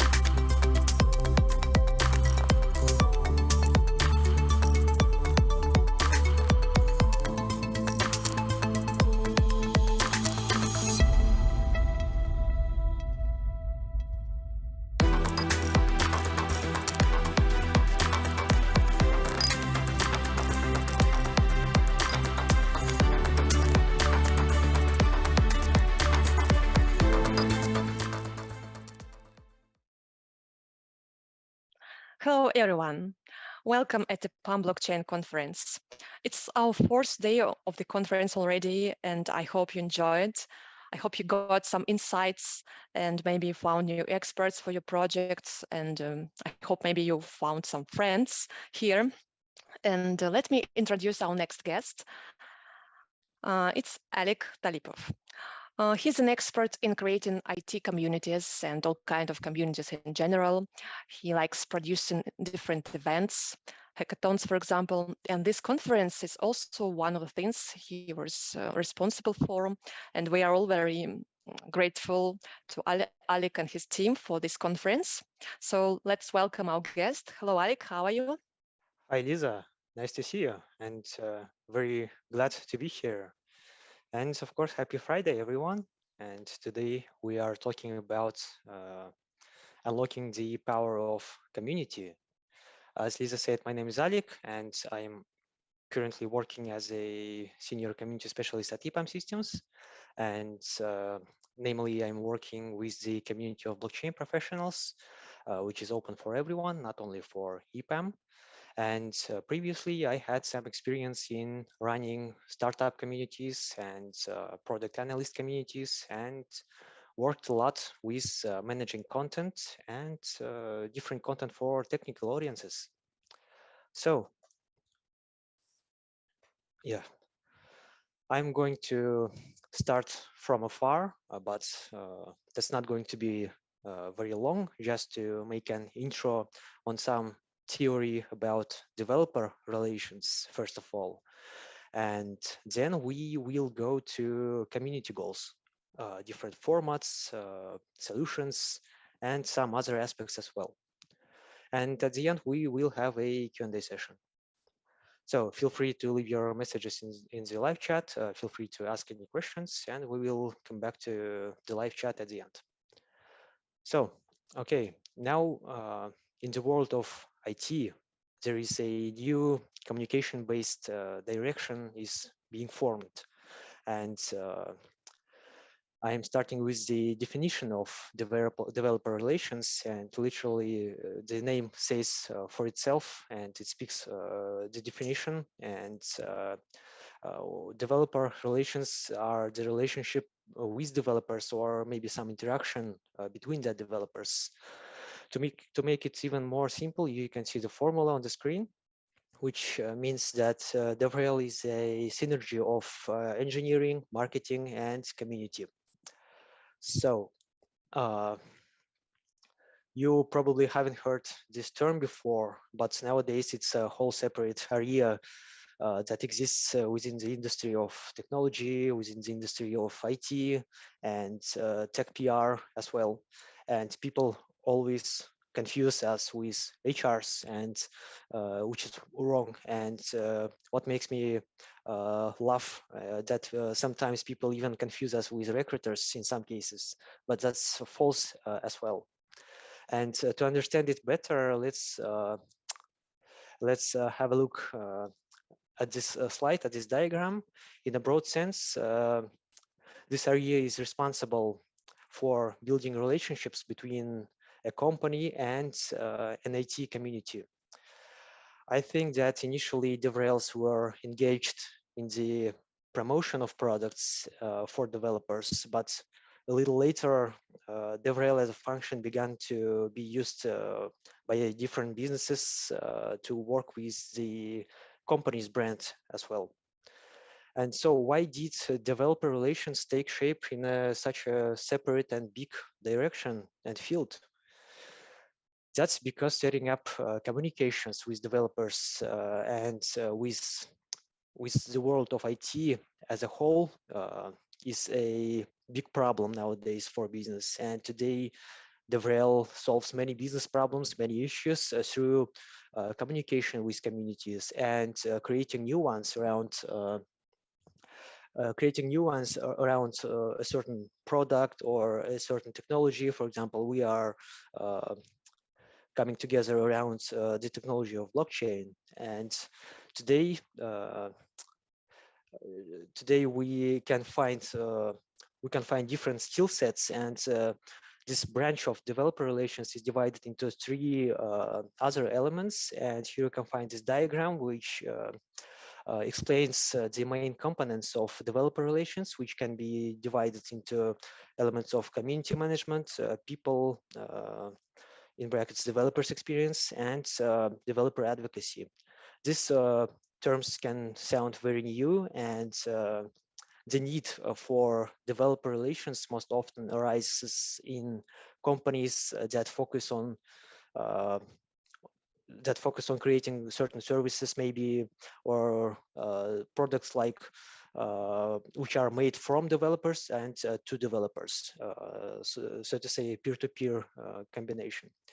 And in this case, it's no longer enough to simply provide a kind of a ready-made box with software or maybe a technology or a product, and or maybe just to conduct a marketing or a PR campaign. It's a very it's much more complex thing, and you need to form your own community of IT professionals and win their attention and win the attention of existing IT communities to receive and work with different types of feedback, and to I would say to convey the importance of your technology and of your products or stack, maybe as an example. And I plan to talk about the community aspects primarily, but before we do that, let's quickly go through what developer relations, what developer evangelism mean. Let's start with developer relations. You can see here three different types of roles: community building, a developer evangelist, and developer advocates. I'm this type of guy, a community builder, and working with communities, but there are two similar branches, and I'm going to explain some differences between them. So who is a developer advocate? A developer advocates are people who interact with the community of developer. By the way, all of them interact with the community of developers but developer advocates tell people how to use a certain product effectively, and also who protect the interests of users in front of a development team, and who also participate in the development of a product as well. So these guys are coming from an engineering background, and developer advocates, they deal with communication, and they communicate with end users who are primarily developers, and their tasks are to promote and to improve a product or a technology through building kind of long-term relationships which cultivate between the user and a company.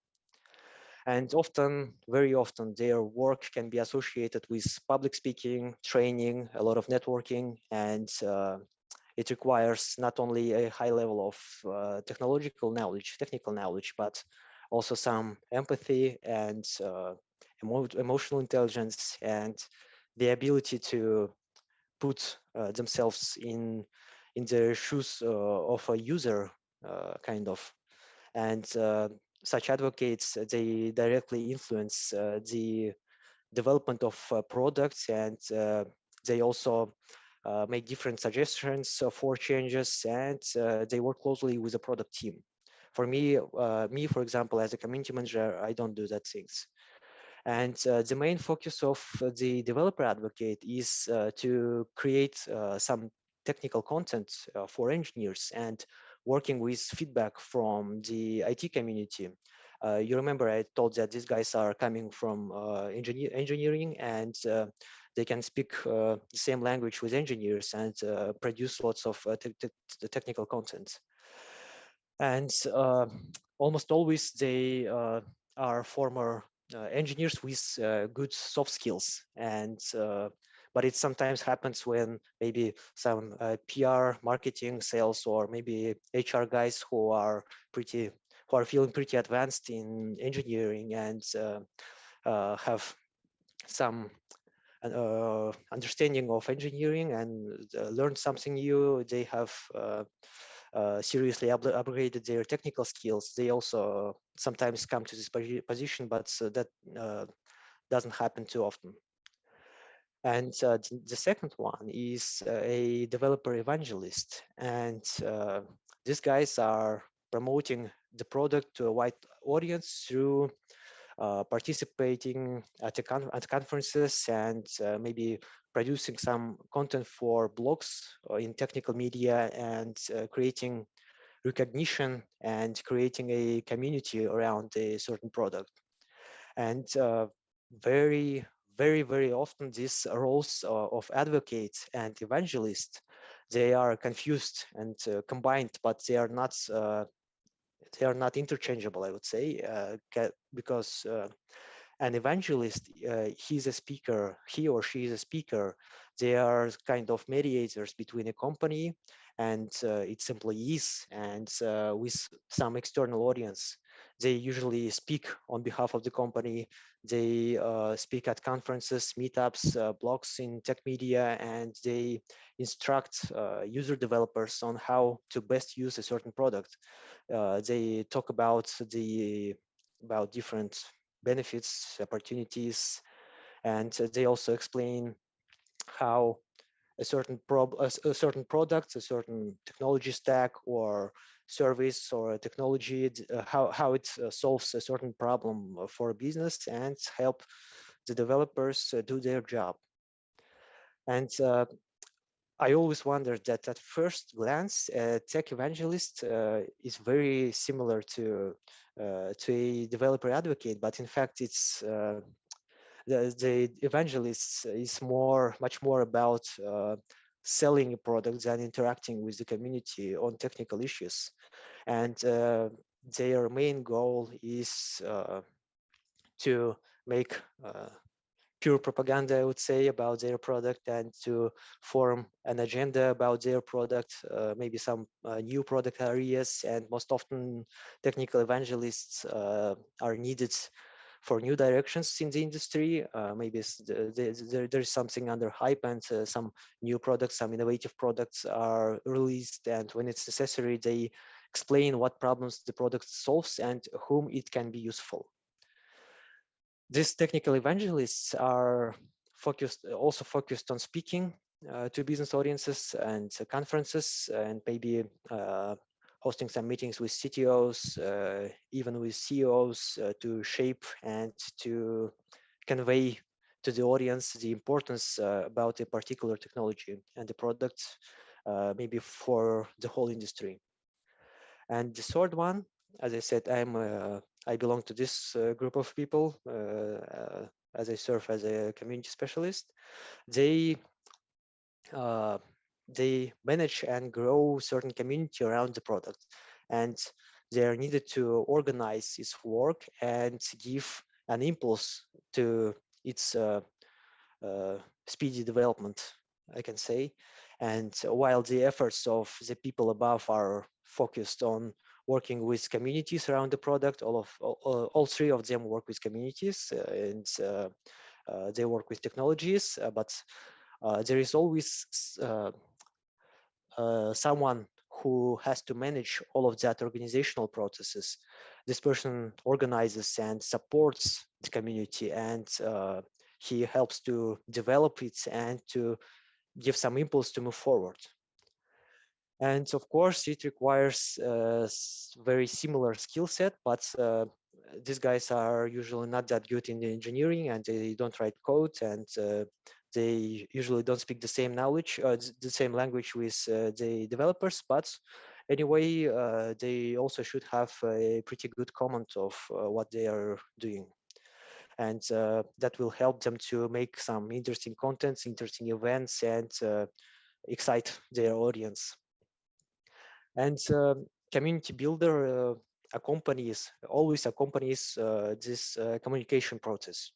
And he has to find and introduce people to each other and organize meetups, different formats of events. We will go on even formats a bit later. And the main focus of such guys who name themselves as community builders or community managers is to work among existing developer communities. They need to always keep abreast of the processes taking place within the community, and maybe they have to know some brightest representatives both in the community and in the company, inside the company. They also organize their participation in meetups and maybe some other activities, not only concerning event formats. And community managers and specialists will also need technical skills, as I mentioned before, but they primarily need more of soft skill set, and of course, yes, and the understanding of marketing and business development. And what the community manager and developer advocate really have in common is building and gathering some information within the community about interesting product use cases and maybe some emerging issues arising and collaborative project opportunities. So we are now stopping here at this topic of community, and let's try to understand what's the meaning of community. I would say that it's a group of people who care about each other and feel they belong together. I think no matter what community we are talking about, be it a technical community, be it a hobby, or maybe an IT community, or even some religious community, the definition is always the same, and it really sounds very simple. And the main things to care about when building a community is that you never build a community for people. It should be always with people. And the second important thing is that you are not managing and leading the community, but you are nurturing leaders among your community. And the next thing to stop is that I would like to use our blockchain professionals community as an example here. You can find the link.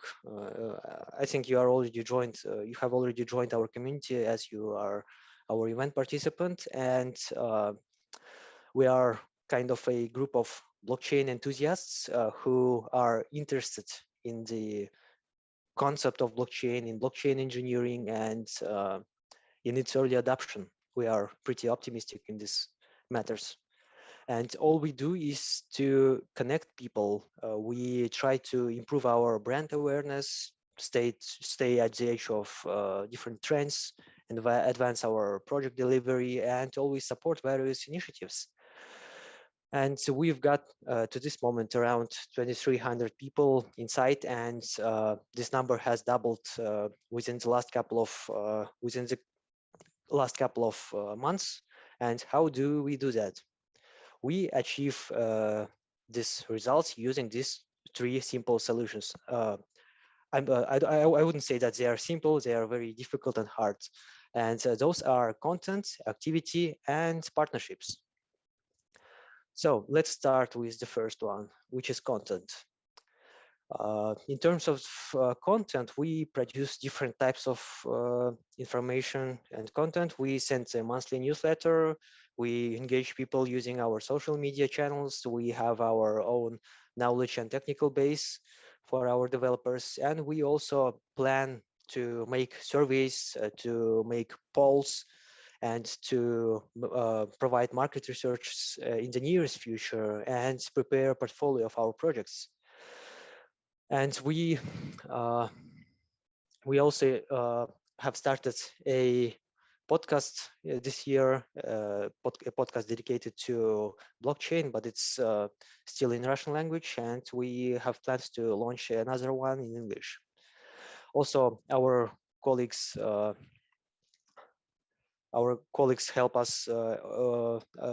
I say colleagues, but they are our community participants. We are working on making events and engage existing developers and attracting new people into our community through different formats. There are plenty of different formats you can practice when working with the community. For example, we host webinars twice a month, and it's this year we started we started doing it more often, and also our colleagues and mentors, they run a mentorship program 3 or 4 times a year, and they educate newcomers to learn something new about blockchain development and maybe get hired. There are also some big event formats like networking events, like hackathons, like corporate challenges and conferences. And of course, they don't happen that often, like webinars or maybe some small meetups.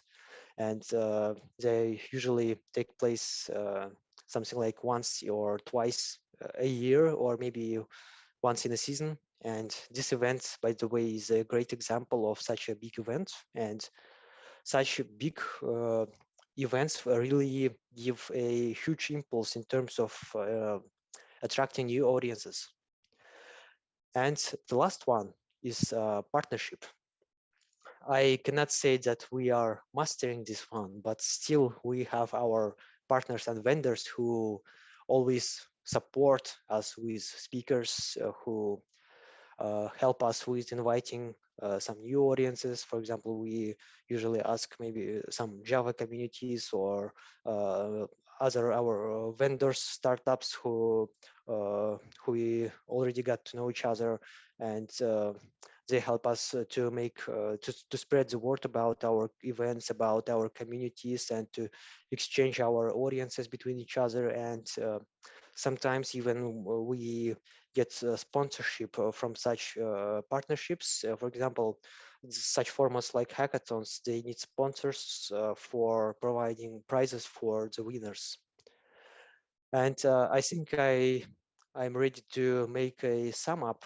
And to sum up, a tech community is all about, first of all, growing and managing a developer community by engaging with developers to support.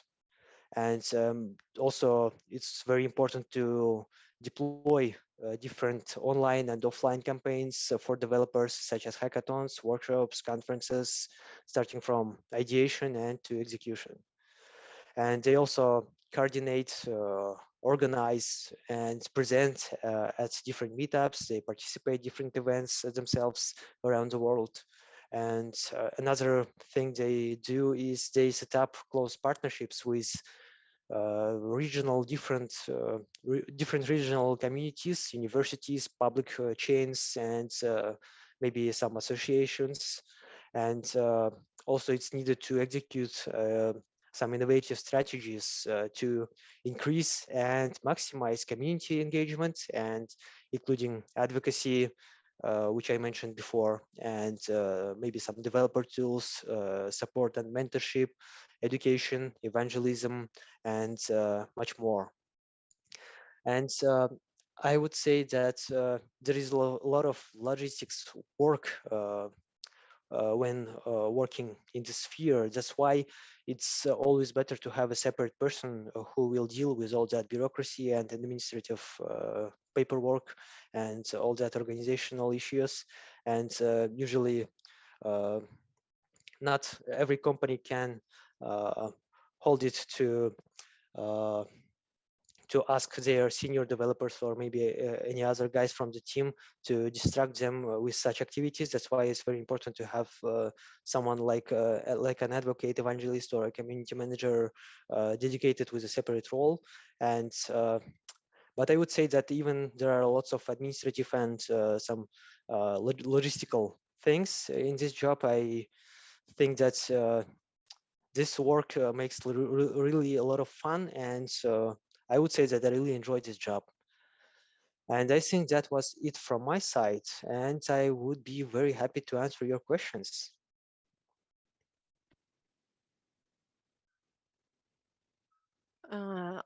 Thank you, Alec. It was quite an interesting story. I didn't expect that there are so many people who take part in creating a community.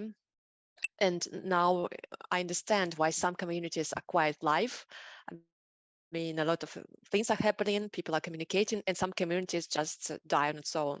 I really thought that it's just in a flow and it's lives its own life. So yes, thank you, Alec, that you shared these insights. So how many people are creating our blockchain community, which you mentioned? So we have primarily we have our colleague Sasha Petkevich, who are presenting the first session today. She is our blockchain lead and responsible for the blockchain practice at EPAM and for this external blockchain community. And I'm helping with all that community things. But that's not only us, because we have very strong relationships with our contributors and with people who are uh, helping us, who help us with this event in particular and with other activities. And we always communicate. We always try to uh, produce something new. And as I said, it's uh, it's not good to to always ask the developers or the production team to engage in such activities. That's why I'm the person who contacts and who coordinates all that processes. And in our community, we have, I think, about 12 people who we can name as our permanent and uh, very active contributors, and I really appreciate their help. And as I mentioned before, that uh, we are not managing this community, because community has to be able to live on its own. I'm very happy to see that there are lots of initiatives coming from inside, and there are no hierarchy, and that we are always asking someone to do something, and that's really fruitful collaboration between people. Yeah, it sounds like a great job. I guess it takes a lot of time and energy to build the community and to support its work and to develop. I mean, to find new members, new experts.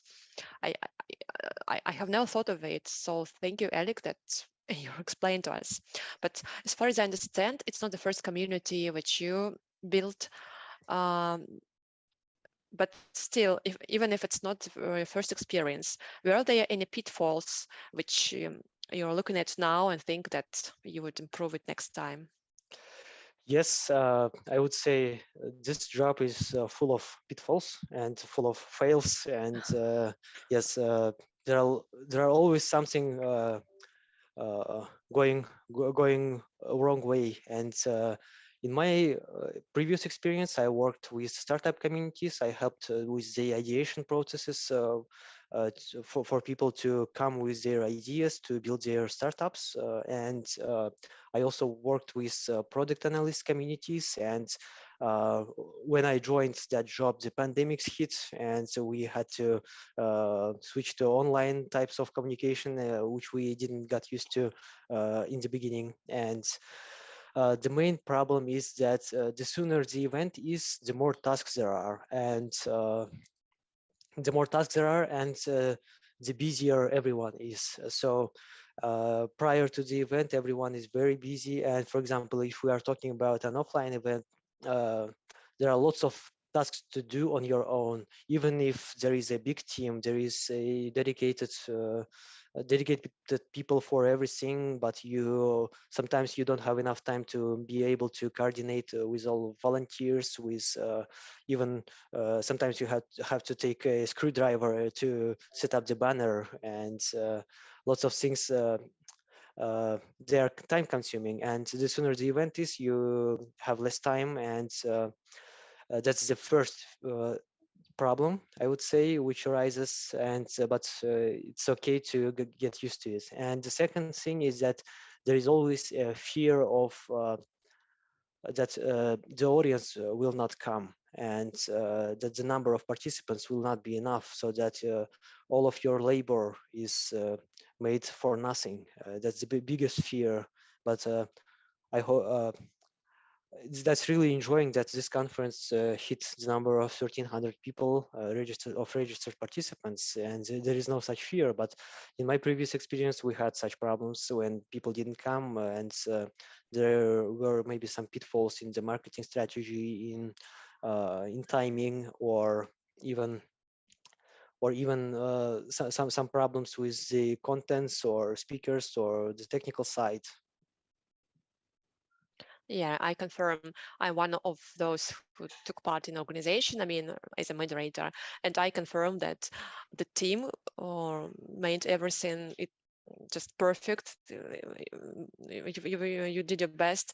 Everything was quite convenient, planned, and I appreciate your experience regarding maybe other events organization. So everything was quite comfortable, both for moderators and speakers, and hope for the guests as well. By the way, dear guests, you are very welcome to ask your questions in Q&A tab. We are free to answer them. We have some time. And still, while we are not having any questions in Q&A tab, I have a lot because Alex's story was pretty interesting for me. Maybe this question is not asked in Q&A tab, but I've heard it many times from external people. I mean, not EPAM employees. Maybe I know the answer, but I'll ask this question to Alec because you will be the best to answer this question. The question is, why EPAM is building this blockchain community, which is not just for EPAM employees? Why it's like open for everyone? What's the benefit for our company to do it? So let me just name a couple of purposes we have. So first of all, we have our blockchain practice in EPAM, and I think this common problem not only for the blockchain practice, but even for the whole IT sector in the world, that there is a high demand on developers, and each project and each company always suffers from the lack of developers. They are always sufficient and not enough for companies. So the project demand is very high, and the number of developers is not that big. So one of my goals is so that there is some to attract some interest into the topic to this topic of blockchain development, so that people could come, educate, network, learn from each other, doing some peer-to-peer activities, and also build some knowledge base, so that it's kind of evergreen content which is always available for everyone. And as I said, it's not leading a community, but when you get all that people together, they start to grow and turn into something bigger. And why it's not only internal but external as well, because yes, we are always happy for to see some new people, to communicate, network, and that's really very productive to make a community external, because lots of new initiatives, lots of communication with vendors, maybe some account management processes become much easier. And I think yes, that's it. To be short, it's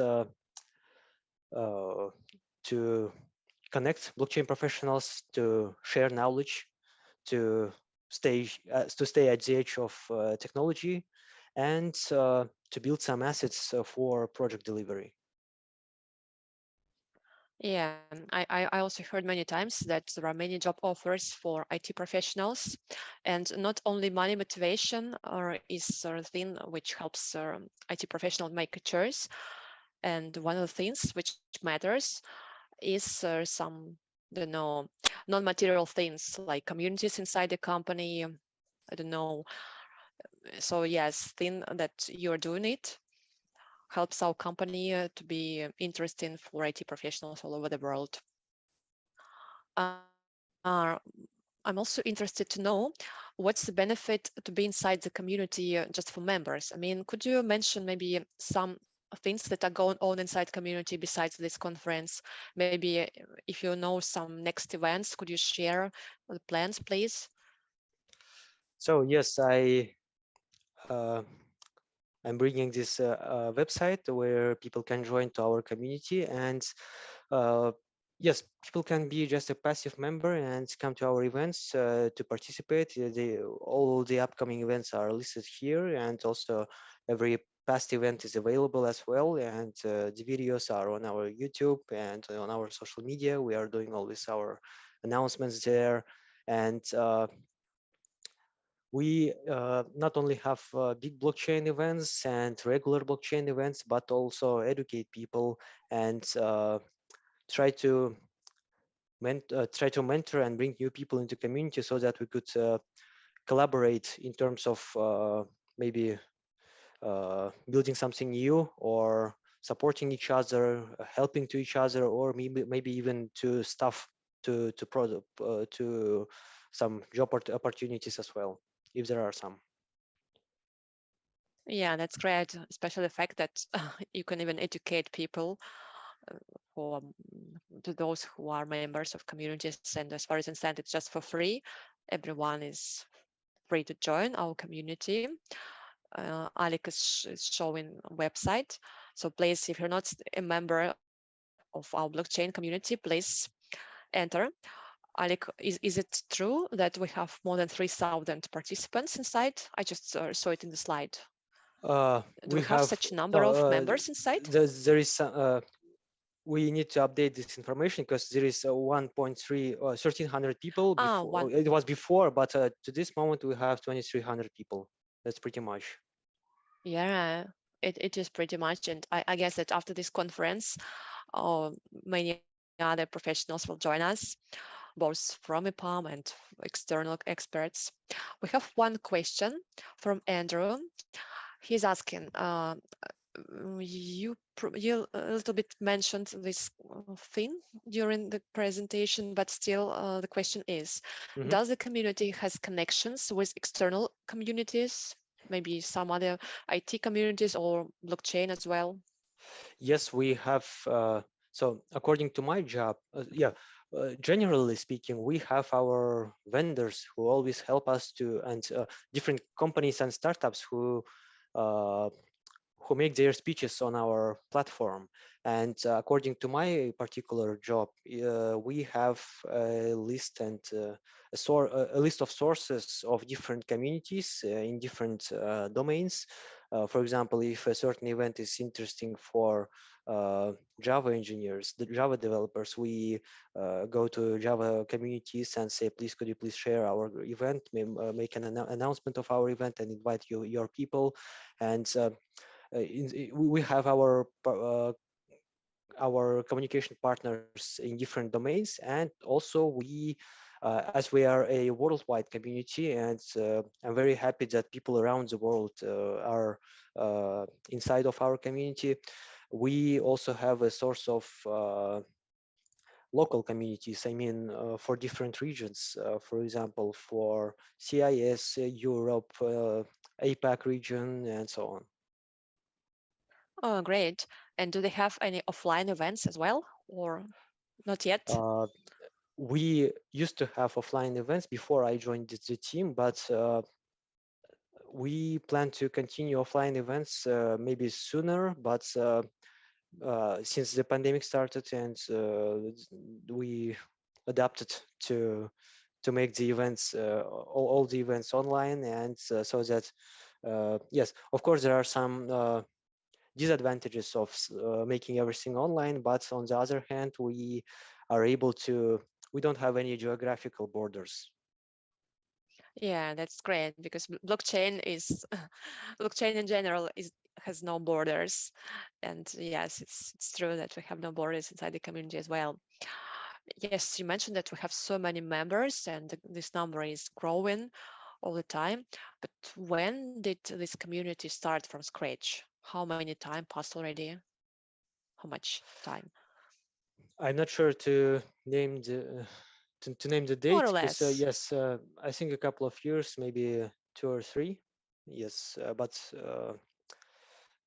I joined the team maybe a year ago, last December or November.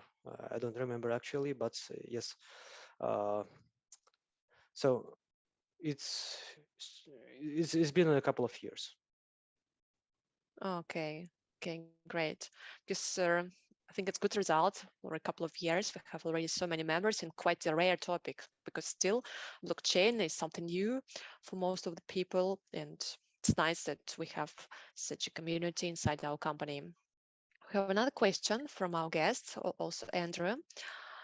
Have you ever contacted connected investors with teams, leveraging the power of the community.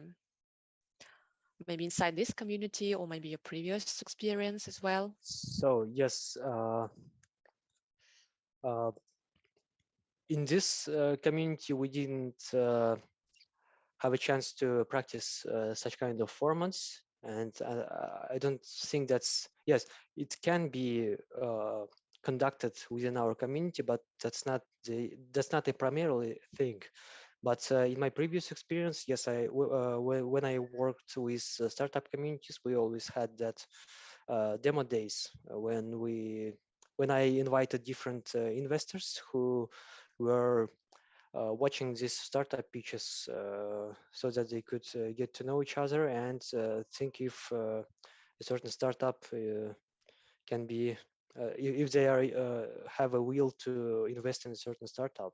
And yes, so formats like demo days and hackathons, they usually can provide such opportunity to investors to collaborate with maybe brightest engineers, or maybe with other startups or teams. Yeah. And regarding hackathons, uh, how is it going on inside EPAM? Could you describe a little bit what it was like when it was our previous hackathon? What was, is there any like topic for which your participants are thinking of some solution, or it's just like some spontaneous thing? How is it going So on inside? yes, Mhm. I think there is no exact definition of what hackathon is. I mean, each from company to company, people understand this term differently, and here in blockchain professionals community, we had 2 hackathons already last year and this year, and the last one was offline. You can see the pictures on our website. That was in Shenzhen in China, but I wasn't working at EPAM at that time. But we had our latest hackathon in June. That was a 2-day hackathon. Uh, that was a competition of blockchain developers who were trying to solve 2 problem statements given by our sponsors. But unfortunately, that problem statements, no one could no one could solve that problem statements, and no one could win that hackathon. And we have some lessons learned to think about the format of online hackathons the so that the problem statements given by sponsors at hackathons could be uh, solved within a short period of time. But Oh yes, yes, one insight we took from that it's in the format of online events, online hackathons, it's always better to host it's not in a format of hackathon, but in a format of competition, and more make it longer in terms of time, something like 1 or 2 months period. oh, I have never heard that hackathons could take so much time. So yeah, But yeah. that's why I'm naming it a competition, not a hackathon. And you mentioned sponsors.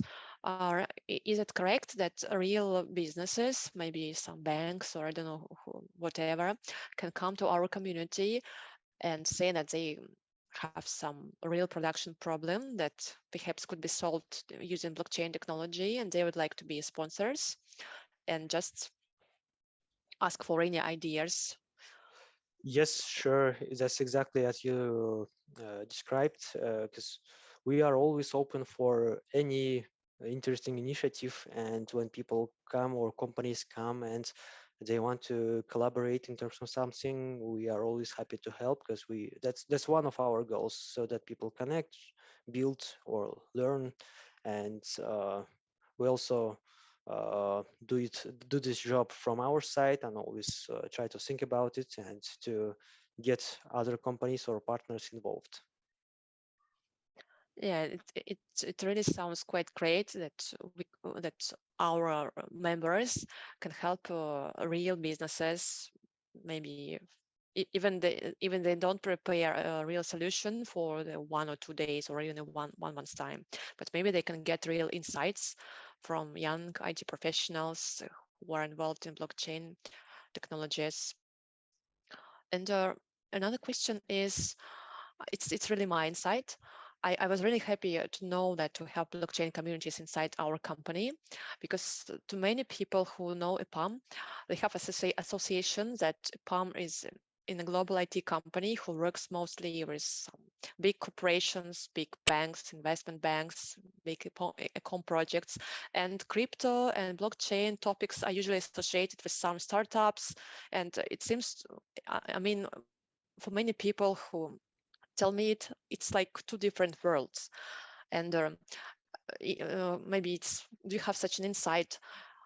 Do real businesses like big corporations turn their eyes to blockchain technology and come to us, to a company which they trust? Yes, I confirm that, but I'm not sure if I am allowed to name Yeah, the yeah, of vendors, course. but It's in, yes, of yeah, course. just in general. Yes, in general, it is. And the topic of blockchain is a very overhyped nowadays. And that's nowadays it's not only interesting for startups and small companies, but also for huge corporations, because if they don't advance in these fields, they will be behind others. Yeah, that's true. We don't have any questions yet, but I think before we finish this session, uh, Alec, could you please share your insights after already 3 days and a half of this conference? Did you hear some new topic? Did you did you even have time to listen to one of the talks? Was there something new for you during these 3 days and a half?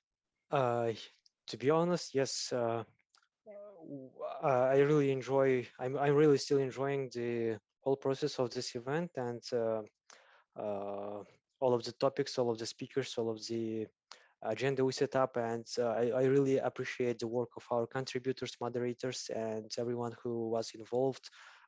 Did I think I'll do some thank you words a bit later, but also cannot mention that there is a great team who are working together and very productively. I uh, can say that the topics are also very interesting, and especially that we could bring up the topic of healthcare and sport in some cases. I think Sharmilan was talking about that, and uh, Tom Yeah, Peterson, well, and I yeah, was one of the moderators there. yeah, uh, yes, exactly. Yeah, yeah. There were so many things, and I think I will come back to the recording. I know that we have recordings, so dear guests, if you miss some interesting talks or you want just to see something one more time, you're welcome. You can find a recording in our community page. Ali, could you please share where they can find it? The recording of So this conference and previous one as well, if you missed it. yes, first of all, I would like to ask all the people to join our community if you still haven't, and subscribe to our social media channels, because all the announcements will be there. And yes, after you join the community, I think it will be pretty easy to find where the recordings are, and we will publish them maybe within a week after the event ends. But when was the previous conference? How much time passed between the two? This is an annual conference, and it happens once in a year. Yeah, because my last question was, do you already plan the new conference? When will it take place? Not yet, not yet. That will be next year. Oh, okay, because it's so interesting and it's so nice to find people who are inside the topic. So since we don't have any new questions, uh, thank you, Alec, that you shared your insights. It was so pretty interesting, and I still confirm that I have never had an idea that to build a community, so many people need to be involved, specialists in marketing, in then I will not mention all them, but I understood that we have like a big team of professionals who make this community be alive, develop, find new members, experts, and partnership with other communities. It was pretty interesting for me to know it, and now I understand why our blockchain community is developing so fastly, because we have a big of team behind it. Thank you that you shared your insights. Thank you, our Thank you guests. so much. And we will see you in 10 minutes because we have another speaker. He will tell us about autonomous companies. I think it's about decentralized companies. So please come to our next session, and you have a short break for a coffee. See you in 10 minutes. Bye. Yeah. Thank you, Alec. Thank you too. Bye-bye.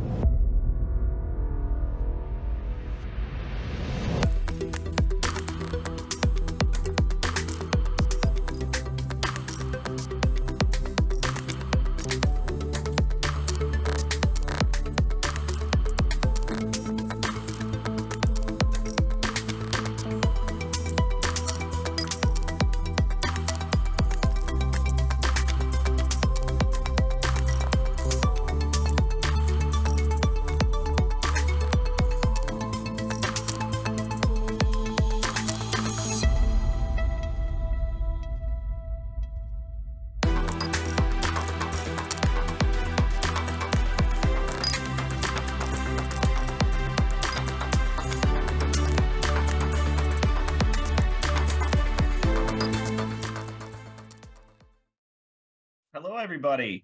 Just wanna Hello, thank everybody. I hope you're well and you are watching the live stream of Blockchain Community Day conference powered by EPAM. And my name is Andrew, and today I will be moderating the session and will be in the next hour with you. Let me note that our session is being recorded, and you'll be able to watch it later if you missed any interesting moment. Also, I would like to remind you that you can put your questions to the right of the video in the Q&A section. And let's move on. And today we are going to talk about decentralized autonomous companies. And Do Wheat will help with us with it, help to sort this topic out.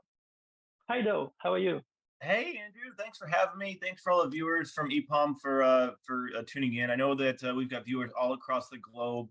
It's pretty early here in Texas, and I know it's pretty late for some of you guys. So I just want to thank you for joining, and hope to have a really good interactive conversation here just on the current state of the decentralization, autonomous companies, also known as DAOs, and kind of the evolution of DAOs into DACs. And with that comes kind of the transition from the Web 2 to the Web 3 economy. So it's a really exciting time for the industry. It's a really exciting time for Metis, and I hope you might learn something today. If not, it'll be a fun presentation that you could, something that you've already known. So we could definitely. Thank you, Do. Thank you, Do. Nice to meet you too. Of course. Let me say a couple of words to our audience about you. So let me introduce to our dear audience. So Do, you are the Director of Business Development of Metis project, and Metis. And our people, I will tell our people who are watching us that Metis project is the Layer 2 solution on Ethereum. And by the way, you also graduated from University of Texas at Dallas and did your master's in corporate innovation. Am I correct? That's it. Yeah. That's great. That's great. You've been also a frequent spokesman at DeFi conference, correct? Yep. So we hit all the majors this year. We were at ETH Denver, we were at Consensus, we went to NFT NYC, and a lot of the ones international as well. So this is a little bit different for me for doing the virtual conference, but I've done a couple of these as well, and they're always fun. But yeah. Okay. Thank you. So let's talk about what is it, decentralized autonomous companies? Because everybody, I believe, know decentralized autonomous organizations. But what's the difference, and how have you developed it in your Metis project? So okay, first of all, so please tell us. Of course, yeah. So Metis is a layer 2 first and foremost.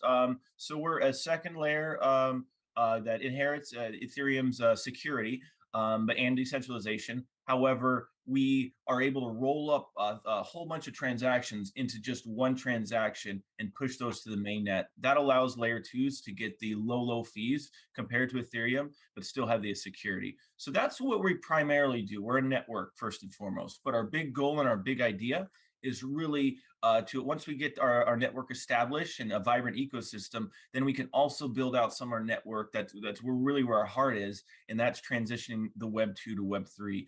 And that's done through decentralized organizations or companies. So most people are familiar with a DAO, right?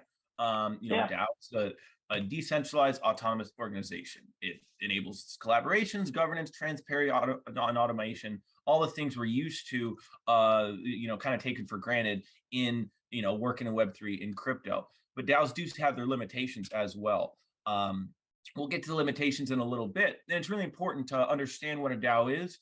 In that way, you can understand what a DAC is and the differences between the two.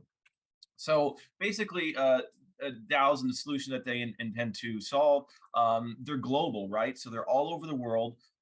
They're like the first pioneer, I guess you could say, of the remote work that we all have gotten used to after COVID. But DAOs really enable that global remote work that's distributed all across the globe. It also minimizes trust. You can be anonymous and still work in a DAO.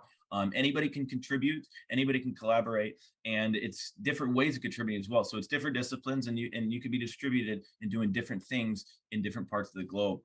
And then you can also incentivize as well. So based on your contribution levels, you can incentivize people with certain amounts of tokens and everything else. So the entire organization kind of operates independently. Yeah, that's the most important about reward. Yeah, it's independent, of course, right? But there are a lot of problems with DAOs as well. And once we get into these, you'll kind of see what the DACs tried to solve. But they're grossly inefficient. It's so decentralized that you don't have that quick decision-making power that you might have with a board of directors or a tight group. And then eventually DAOs kind of get burnouts, right? So people they contribute, they get all into it, but eventually just kind of fatigue sets in and they get kind of burnt out of, spending hours and hours a day in each of these different communities.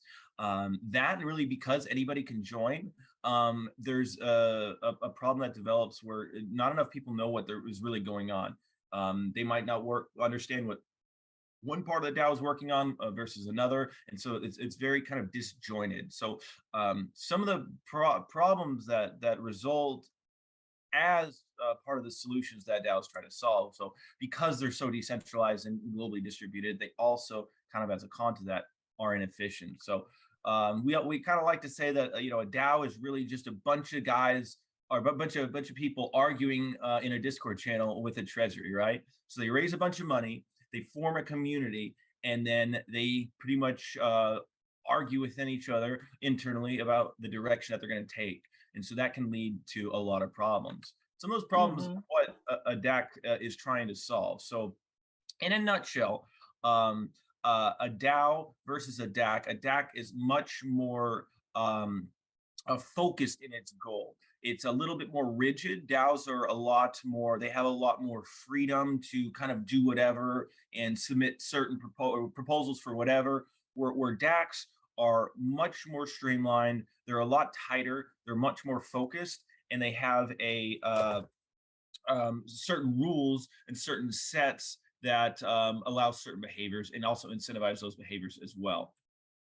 So basically, if you can remember where the the difference between Ethereum and Bitcoin, about how much more possibilities that Ethereum opened up to compared to Bitcoin and that smart contracts offer, a DAC is similar, where it gives you access to those smart contracts. You can specify exactly who can interact with them. So it's not this free open world.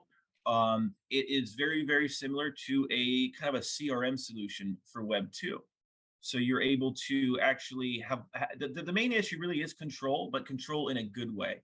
So you can kind of gate off certain functions to certain people, and you can only allow certain users to have access to certain files. So it's a lot more permission based, and it's a lot more management based as well. So within that, you've got governance capabilities. You can assign voting power. You can assign delegates, and then you can go fully permission. So everything's closed off like a walled garden, or you could go the more DAO governance route, or a little of both in between.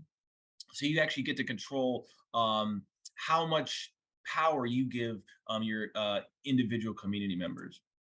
And then the coolest part, in my opinion, is that it's got a management framework. So you can set up your business on chain, and say you only wanted to do your payroll on chain or your expenses on chain, or maybe you've got some parts that you're shipping overseas and for a very, very important collectible project or something, that you need to ensure that those parts were licensed and authorized. You could use a DAC just for supply chain functions. So you kind of build out the framework that you need based on the business that you're designing to run. So you could run the entire small business on chain, or just one little bit of that payroll function on chain.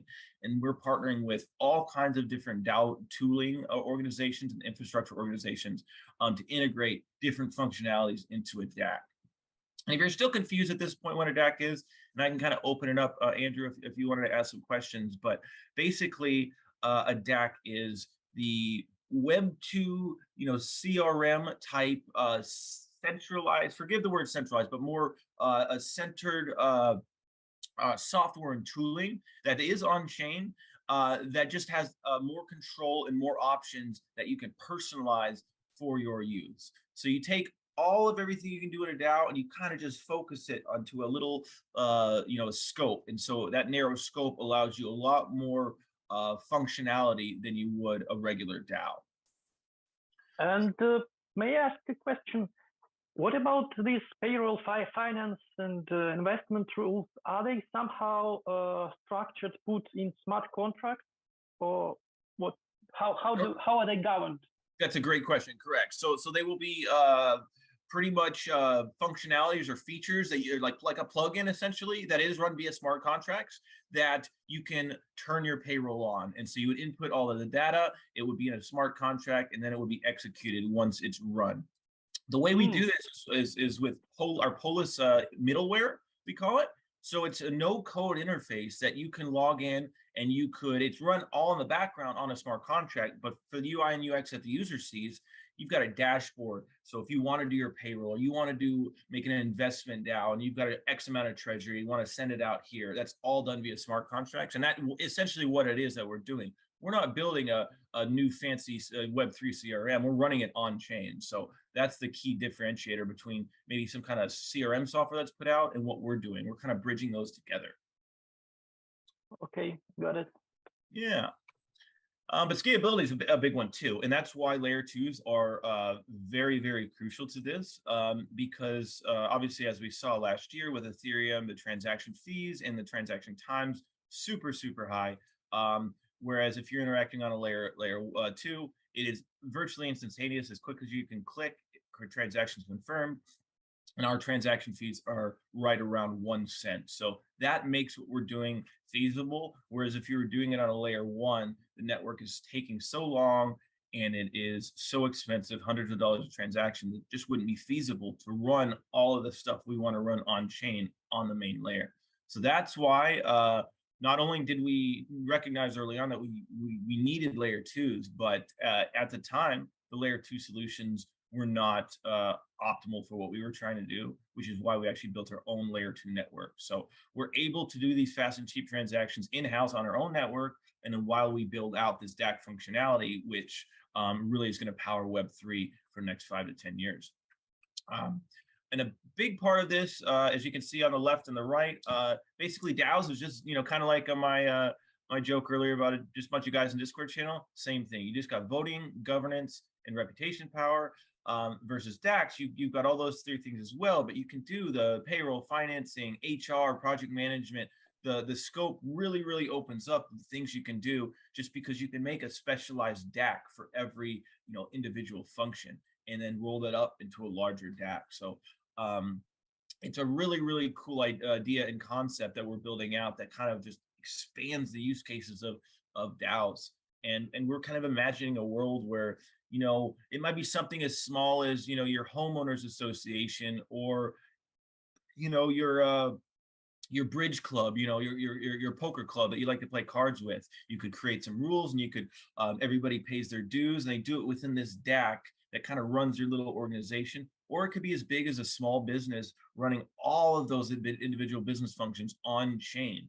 And it's especially useful as we're kind of testing this out and in Web3 and crypto, right? We're pioneering remote work. We're pioneering companies, organizations operating on chain via DAOs. That's just the first evolution of it. As we refine this and as we kind of build this out in scope and scale, then we open it up to the next billion users that all of business will somehow in some way touch the blockchain. And so we're opening up those tools that we can use for that future. So it's with the focus or when the company will start moving to metaverse, to Web3. Yeah, certainly. That's the goal. But again, this going back into DAX, it's really about controlling the function for the user, right? So if you're HR or communication, marketing, things like that, you're going to have certain permissions. You're going to have certain maybe incentive structures. You're gonna see a different user experience than somebody with different permissions. Somebody with these bigger, more expansive roles. That's very similar to how Web 2 does it, right?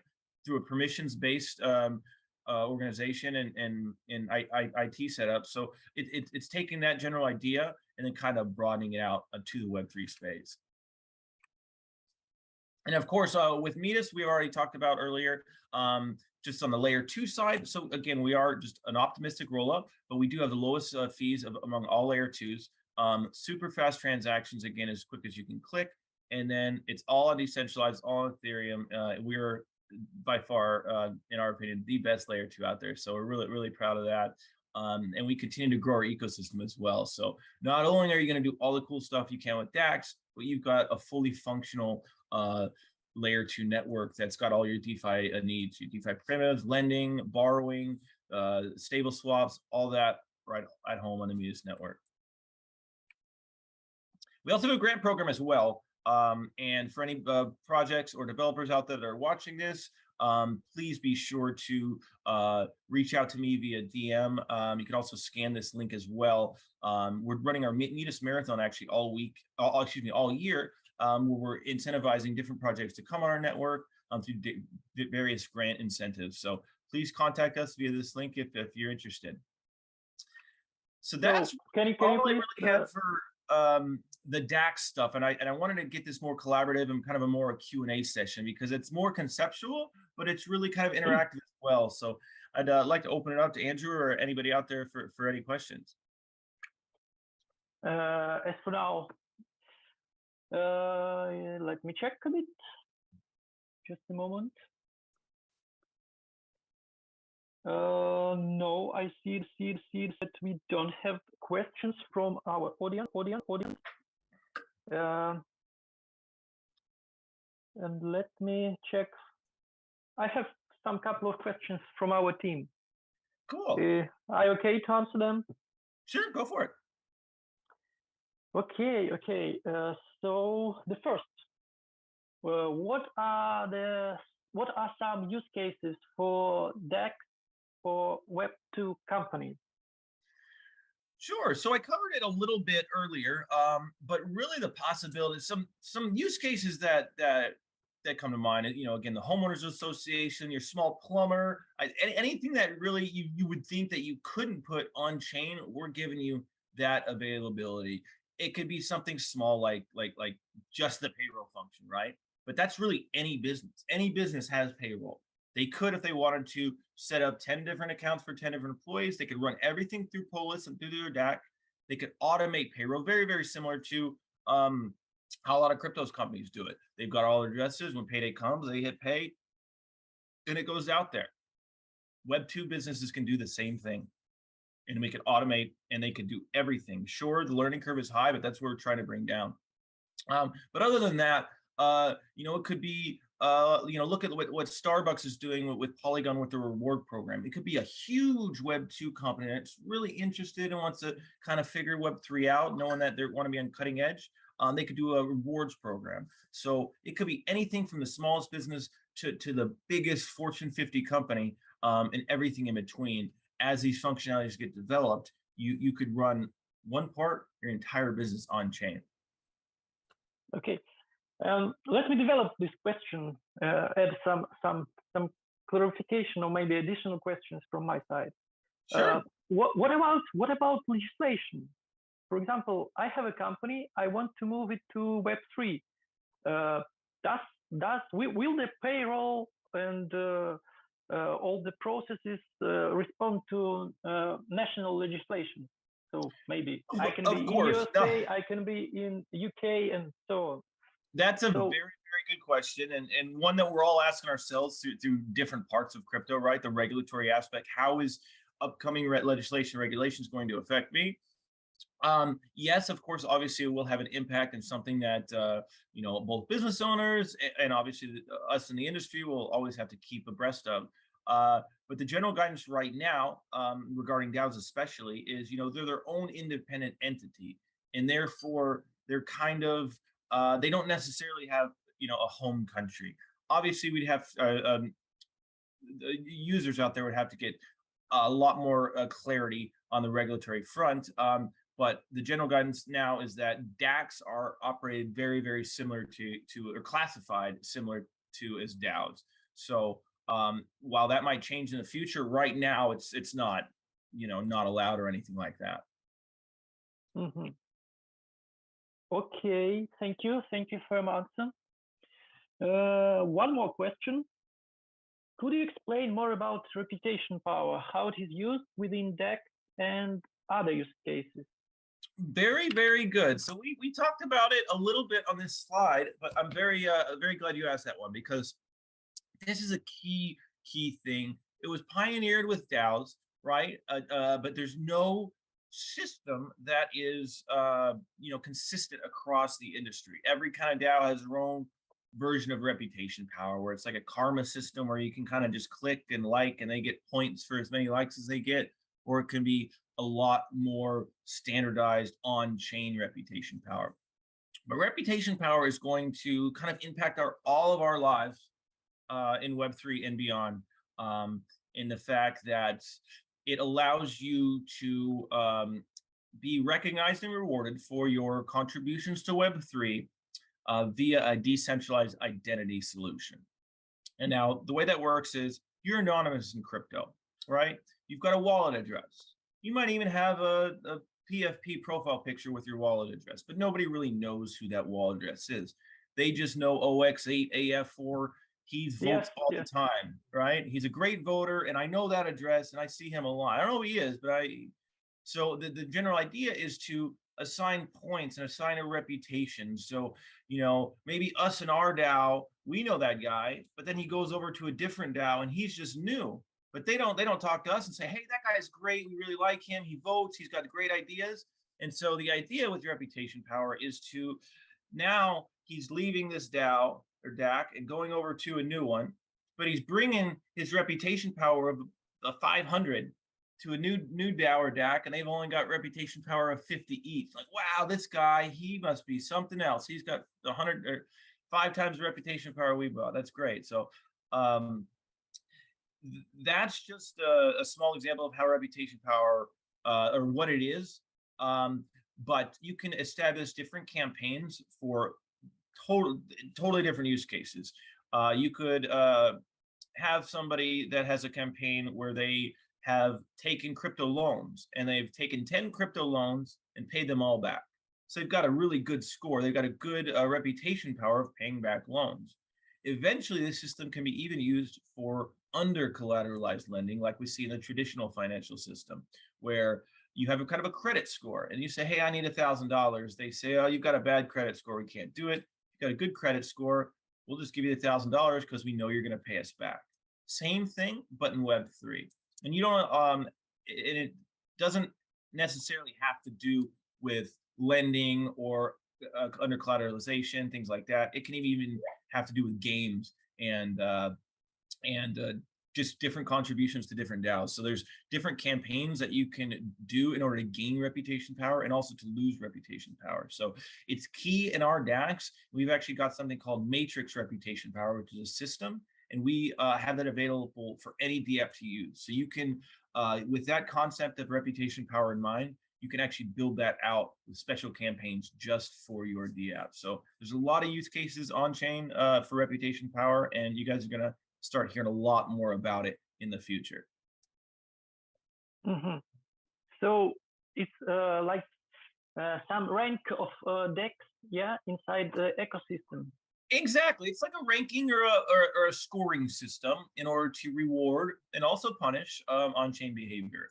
And what we decided to do with it, what the developers and the DApps decided to do with it, it's up to us, right? But just having that kind of scoring system, and it's going to be a good thing because it incentivizes Web3, it incentivizes on-chain contributions. So it's a reward system to reward those that are truly dedicated to the space.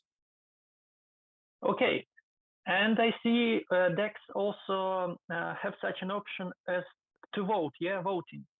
Yep. So I believe reputation power also somehow will be used while some voting, yeah. Correct. Yeah. So you would, let's say you voted. Governance and voting. Yeah. Yep. Yeah. So if you voted like 10 times or 100 times, right? And I have a project and I've got a really important vote.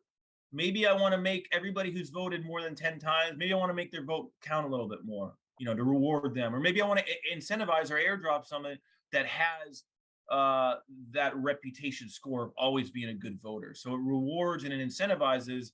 Like we talked about earlier about burnout in DAOs, it tries to eliminate or at least reduce that burnout and fatigue and reward and incentivize those voters. Okay, and maybe from me some question. Yeah. Does Metis use its own blockchain? So it actually does not use its own block. Well, we're a layer 2, so we are right underneath Ethereum. We use Ethereum's for our settlement layer. However, we are own separate network and ecosystem. Yeah, I understand. Maybe I'm not technically so good with the connection between layer 2 and Ethereum, EVM, virtual machine. Yeah. Yep. So does layer 2 solutions always have separate blockchain? Yes. Yes. A separate layer, correct. Yeah, and Metis, do it has any? We do, yes. Okay. Yes, we're very similar to Optimism or Arbitrum. We're a secondary settlement layer. And is it using which mining mechanism does it use? Well, with the merge, we proof of stake with Ethereum. So it's all layer 2s are they're not a separate blockchain. They're parts of the Ethereum ecosystem. So Avalanche and Phantom, those are different. You have Ethereum, and then you have Optimism, Arbitrum, Metis. We're a second layer. Excuse me, though. Maybe I am a dumb person. It's all right. I'd better ask a question. Maybe anybody in our audience also don't understand how it is connected. If everybody understands all the chain links, it will be great and make use to you and to all our audience. Okay, thank you very much. Let's move to the next question. We have one more. Where is Metis at its roadmap, and more specifically, its decentralization roadmap? Very good. So we've got a lot of big things coming up. We already talked about Matrix, our reputation power system. That is in our pre-alpha stage. Throughout the next quarter, we're going to be getting it ready for launch, and so we got a lot of cool launch activities coming up for that. But yeah, with our decentralization roadmap, all layer 2s are inherently centralized just because their sequencer, it's a single sequencer that the company or the foundation runs. And in order to just because it's super important that you don't have a centralized sequencer for various reasons, we're establishing a sequencer pool which rotates the sequencers out. So every certain amount of transactions, a sequencer will rotate out, and then we are using reputation power actually to run that system. So in the next few weeks, we're going to be releasing some articles how reputation power is going to influence the governance process and allow protocols to get or proposals to get passed. So we've got a lot of interesting stuff coming up on the decentralization roadmap. A lot of the different layer 2s are really pushing for decentralization in the next few quarters, but we really do aim to be the first. So really exciting things in regards to decentralization, and DAX and reputation power all play into it. Okay, thank you. I believe it's clear for the person who asked this question. Thank you very much. Okay, let's move on. And maybe one more technical question. Why an optimistic rollup instead of ZK rollup is used? It's a good one. And when we launched in stealth after about 2 years and kind of came out last summer. And that was a question that our founders really went for. Just as all the other layer twos, do we go optimistic? Do we go ZK? At the time and still now, ZK has a much higher learning curve. You'll sometimes hear people say there's about 5 people on Earth who truly understand ZK. That's changed. There's been a lot of developments in ZK in the future, and we've actually just kind of been starting to explore it. And it is in our roadmap to eventually transition to ZK rollups when the tech's there, when the dev support is there, and we're also keeping an eye on ZKs that are EVM equivalent, which takes a huge burden off the development side. So to answer your question, ZK when the time is right, but right now optimistic is the kind of the perfect middle ground of speed, security, and transactions. Okay, thank you. And I believe the person who asked understand your answer, but just in a couple of words, for me, for example, or for anybody else who hasn't understood, what is the difference, the main difference between optimistic and ZK rollup? So it's quite technical, and I'm going to do my best to kind of explain it. But basically, it comes down to the fraud proofs. And ZK stands for zero knowledge. So there's zero knowledge fraud proofs, basically. And forgive me out there, devs, if I butcher this, but you, without having to see any of the transaction data, you know that the fraud proof passes, basically. So you don't need to basically see all of the transaction data to know what they're submitting is valid. Whereas an optimistic rollup, they assume that all of the transactions are valid. They don't know it's to be true, but they assume it to be true. And you can challenge this by using the fraud proof challenge window, which is a 7-day window that you can withdraw your money or your funds from layer 2 back to Ethereum. So within that 7-day window, that gives enough time for anybody to challenge that. And so the mechanism and the structure of it's quite different, because with ZK, you are confident based on the mechanism and structure that it is a valid transaction, where with an optimistic rollup, just like its name, your fingers crossed, you're optimistic that it is.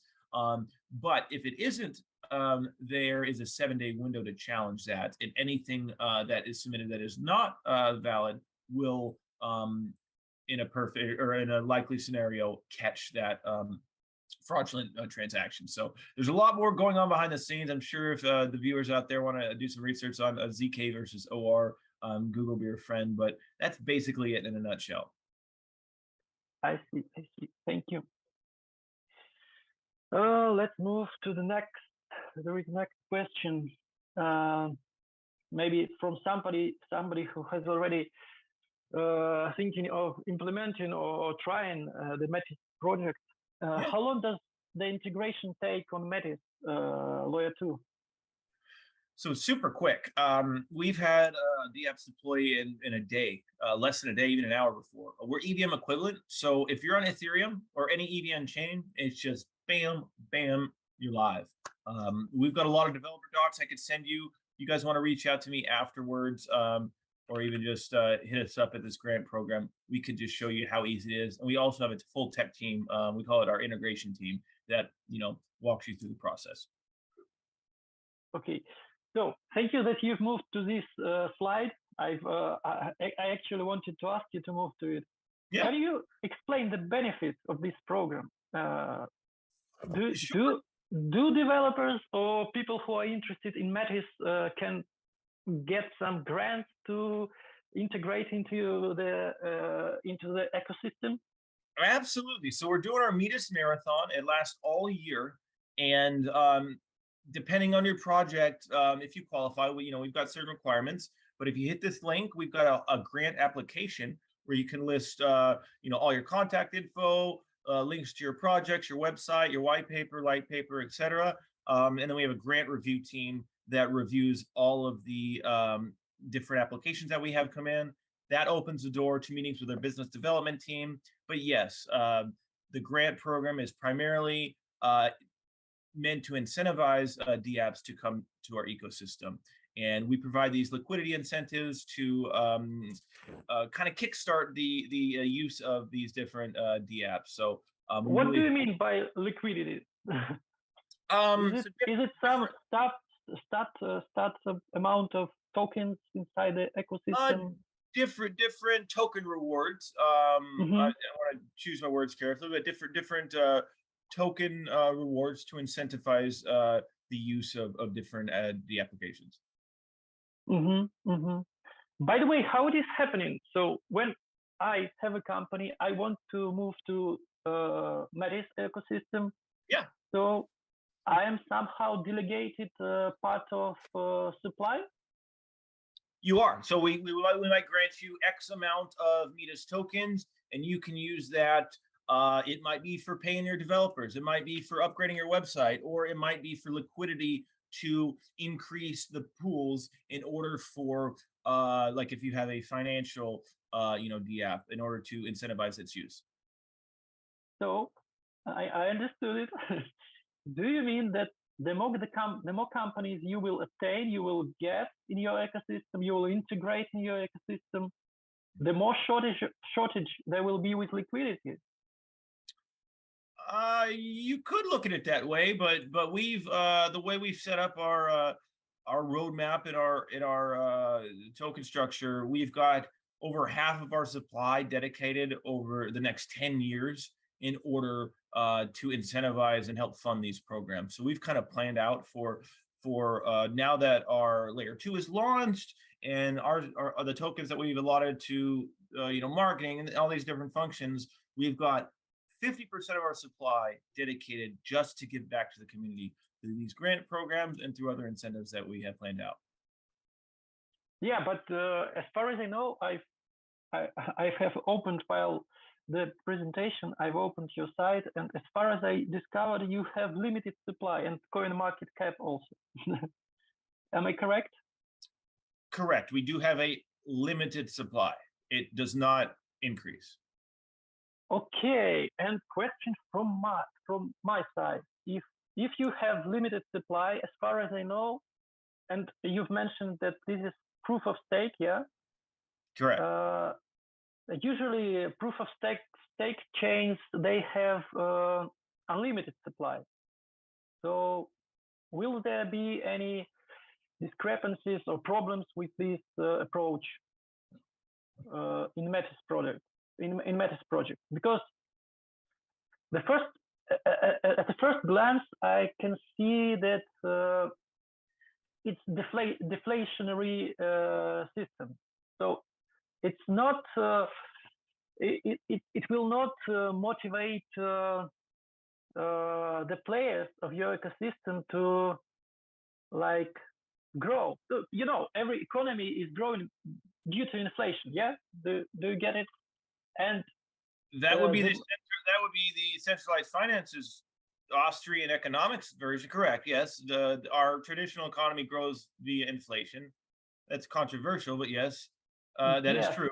That is true. So, look at Bitcoin and it's deflationary. Just because something's deflationary does not that doesn't necessarily make it bad. In fact, many, especially many in crypto, would argue that deflationary is a good thing versus inflationary. Yes, but to be honest, Bitcoin is useless. Yeah. No, I think it's doing pretty good. Yeah. So the problem is that usually in proof of stake blockchains, they burn tokens. So due to limited supply in your chain, maybe I'm not sure if you already have such mechanism established, but maybe theoretically you will have some events with additional supplies, like I don't know. To motivate ecosystem grow and to motivate your players to compete with each other, because deflationary mechanism is not so good. Unfortunately, everybody would like to have deflation, to live in a deflationary world, but So let me inflation explain is the token. a stimulus. Let me explain the tokenomics a little bit better. We have a fixed supply. And we really shouldn't be talking too much about tokenomics here, but just to clarify this, we have a fixed supply of 10 million tokens. 4.9, I don't know the exact number, but about 4 million plus tokens are out there right now. So that means there are about 5.5 million tokens that have not been released. So technically, in the next 10 years, we are inflationary because we've got these unreleased tokens that we're slowly giving back to the community. Schedule, yeah. Yes, so that it is inflationary when we're looking at it from that end, but our supply is capped at 10 million tokens. We cannot just arbitrarily increase the 10 million supply to 20 million supply. 100 years from now, it'll be 10 million tokens. So. Mm-hmm. And 5 million of those tokens are reserved for programs like this that give the tokens to the community. I see. That's actually not the problem as for now. I believe it's the problem of growth. So you have to solve the problem step by step. So right. And that's what these programs are for, is to incentivize the developers to come to our network. We incentivize them. People use the developers' DApps. Our ecosystem grows. Our transaction fees grows. It's kind of a cycle. So we know what we're doing. Yeah. It's just the next stage for the next milestone in roadmap, but not for now, because we don't know. Actually, we don't know how all the ecosystem will develop. I mean, all these blockchain systems and crypto and so on. What eventually and where it is moving, how it will be regulated. Maybe tomorrow the SEC Commission will ban Bitcoin or Ethereum or anything else. So what will happen? So yeah, your answers are quite they make sense. They are decent. Thank you. And logically, another my question. I'm sorry, maybe I'm the main person who is asking. It's fine. What projects or companies have you already integrated in the Metis? That's a great question. Yeah, so we've partnered with some pretty big names. Chainlink is live. SushiSwap, QiDao, also known as MyFinance, Hummus. Those are kind of some of the bigger DeFi DApps. We've also got Revenant, which is a great GameFi ecosystem launchpad. I actually run the community ecosystem governance program now, so I don't do as much business development. But we featured over 29, different projects on our CEG program. And the way that works is we present a project that's interested in launching on the Metis network, that has already launched on the Metis network. We present them to the community. The community then votes on the project. And once the voting completes via snapshot, they're granted certified community verified project status, CVP status. So once they get that, we do a lot of co-marketing activities with them. We've got 29 different projects, which you can check out on our website that have gone through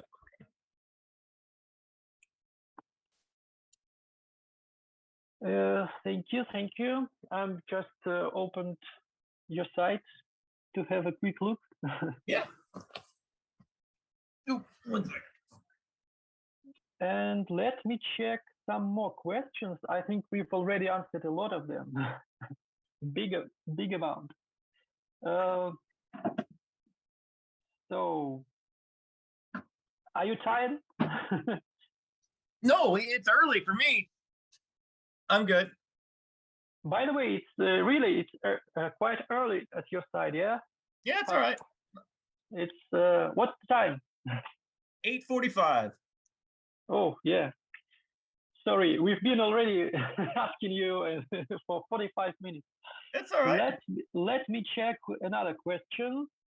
So, is Metis integratable to my existing website, app, business, or platform? Well, it really depends on what you wanted to do. If you wanted to form a DAC, we're rolling that out within the next quarter. So be sure to check with us for regular updates. We post them on our Medium website as well as Twitter. But if you're like a DApp and want to deploy, because we do, we have our layer 2 network, but then we also have what we're doing with Matrix Reputation Power. And we also have what we're doing with DACs. So it really depends on what you're trying to do with your website. If you're trying to deploy on a network, or if you're maybe trying to take your business to Web3 on-chain activities. So it all depends on what you're doing, but certainly reach out to us and we'd be glad to set up a meeting and see if we can help you out. Yeah, thank you. Thank you for your question and for your answer. It's maybe a continuation of what we've already discussed. Yeah, that's all right. So about how can we integrate and how we can move into your ecosystem. So let me check.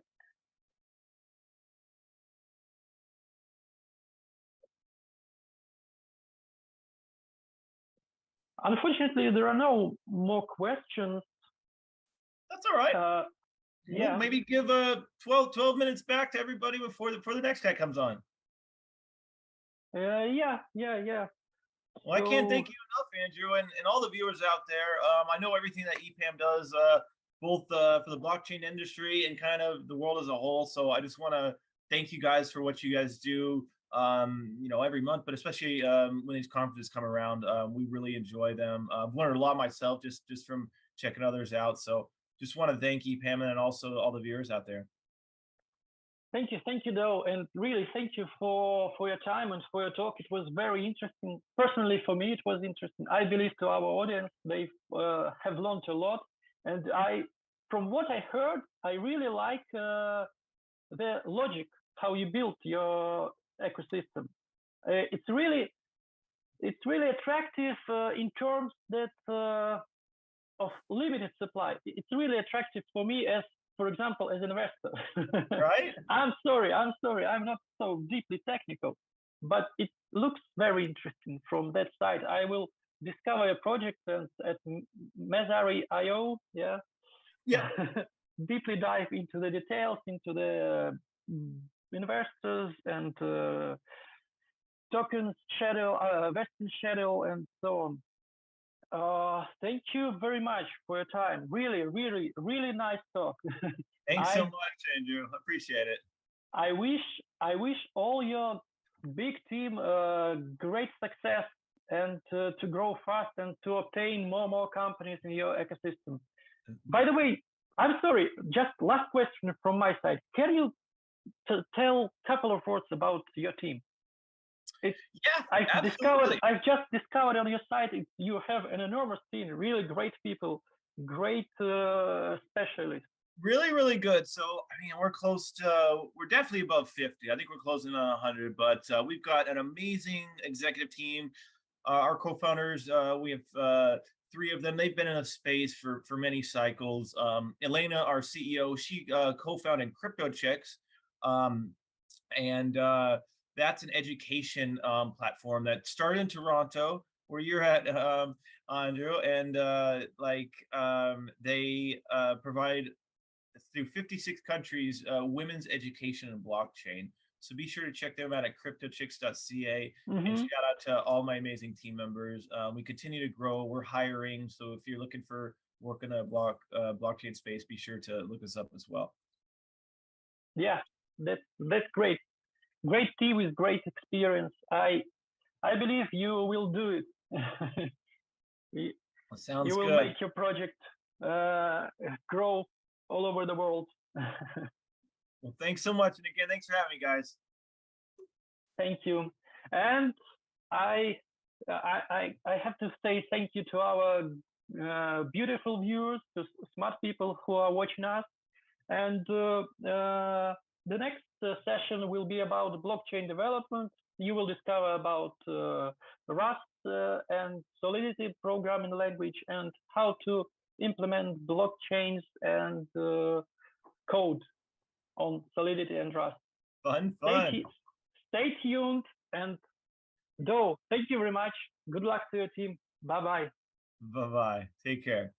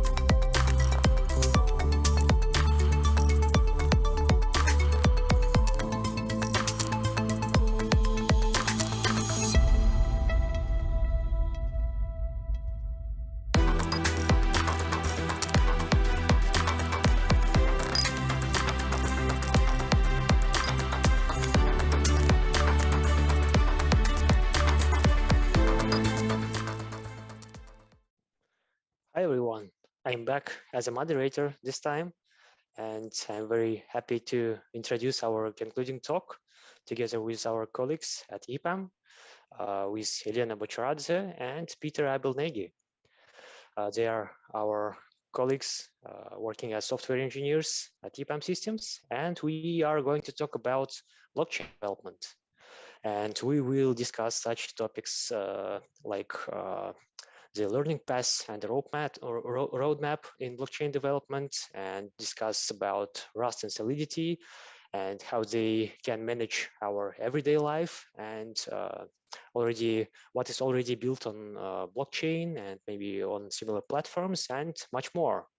So I'm not going to take too much time for the intro, and would like to pass the microphone to you, Peter. Hi. Hi, Alec. Thank you. Thank you, everyone, for being here. Before we start, if I start to violently cough, it means that the medication I just took, the effect of it is waning. So sorry for that one. But then let's jump in and start our presentation. As you can see, we have here a very ambiguous title, blockchain development. So first, I would like to define what this whole presentation about and who is it for. We are going to talk about how to make that sweet Lambo money, only the slow way. As you might imagine, in the last few months, basically this year, the only two ways to make money with cryptos is either to short the market or being in blockchain development. I'm not going to tell you about how to trade. I am fairly confident that you are perfectly capable losing your money on your own, but I think I can talk about blockchain development and how to start working in this path. Basically, we are going to deep dive into technical topics, talk about the basics of blockchain, even see some code samples, code snippets. So if you want to hear about how to trade NFTs and make money of it, then unfortunately, this presentation is not for you, but hope that everyone else who wants to learn about the actual programming part and development part of blockchain, you're very welcome to stay. But first, we should discuss what is a blockchain. As you can see, we have here the so-called blocks. But what are the blocks? Blocks are nothing else than virtual representation of data, objects, basically virtual objects. But why are we calling it a blockchain? So let's look at this example, this visual representation of a blockchain. As you can see, we have a genesis block at the beginning of this chain. This is the first block in our chain, which is a little bit different than the other one. Please see that we have three different variables at the bottom of this picture. One of these is called data. The data is nothing else than the digital asset. It can be a picture, a music that is on the blockchain. It can be anything. But what I want you to really concentrate on is the previous hash and the hash itself. So in the case of a genesis block, we have no previous hash because that's our first block. But if you would look at the block 2, you can see the previous block pointing, the previous hash on the block 2 pointing to the hash of the genesis block. Therefore, as you might imagine, each block pointing to the previous block and the following as well. And this is how we are creating a chain of blocks. This is called a blockchain. But how does it look like in code, in real life? I think for engineers, it might be easier to understand if you would see a coding sample, actual coding sample of it. I am a Java engineer, so I created you this code sample in Java language, but it will be very similar in any other object-oriented or even other programming language as well. As you can see, we have the same kind of variables here. We have something a little bit different that you've seen previously. We have this nonce, which is a number only used once. We'll talk about it later. But basically, we just have the variables, as we discussed previously, in a simple POJO. We have to also calculate the block hash. And this is where things are getting interesting. Obviously, these hash values are the real interest to us in a blockchain. This is the thing that gives us security. These are the data that gives us identity to the blocks itself. And this is where the huge need of computational power comes from. In a simple Java implementation, you can see how we can calculate the block hash itself. And I want you to pay attention that in the calculation itself, we incorporate the previous hash, the previous block's hash. We have a timestamp there, and we also incorporating this nonce value. And basically, the only thing that we are doing after that, just calling a hash function. In this case, or in the case of the Bitcoin blockchain, it is the SHE-256 hashing function, but it can be any hashing function as well. And just returning the data. With that, we calculated the hash itself, but we haven't mined the block yet. In the lower part, you can see the implementation of how we can mine an actual block. Please see that we are basically incrementing this nonce value. And this is the part where I should talk about what does it mean. We have two concepts in the blockchain sphere. One of them is proof of work. The other one is proof of stake. What you've just seen was the implementation and the representation in code of the proof of work model. In the proof of work model, we use that nonce, number only used once, number to increment the computational complexity and to validate the block. This is how we incorporate basically security to the system. Because so far what we've seen are very easy to understand and not a secure system. But the genius of Satoshi Nakamoto comes in when we really understand this proof of work model and how it makes this whole chain secure, how we can validate transactions in this way, and how we can ensure the identity and the uniqueness of each object that we are creating on them. So this nonce value is something that we are adding to the hashing computation. And this is the value that we are solving for. So the next block has to come up with a hash that will correspond to the previous hash and this nonce value. And if it cannot calculate it properly, we are increasing this nonce value. And this is how we increasing the computational complexity of the whole system, basically implementing security in the system. You have to understand that each block, what we are mining, increases the computational power that needed to mine the next block. So this means that the chance of malicious attacks or the reward after a malicious attack decreases exponentially each block mined. Basically, an attacker have to spend much more energy and resources to attack the system than worth it to them, because if you just if you have the same amount of computational power, you can really just go ahead and mine the blocks in the proper way, and your reward will be much higher than to try and attack the system. But this, as I mentioned several times, requires a lot of energy. Basically, this is why we call Bitcoin is like gold, because we are spending electricity to mine these blocks.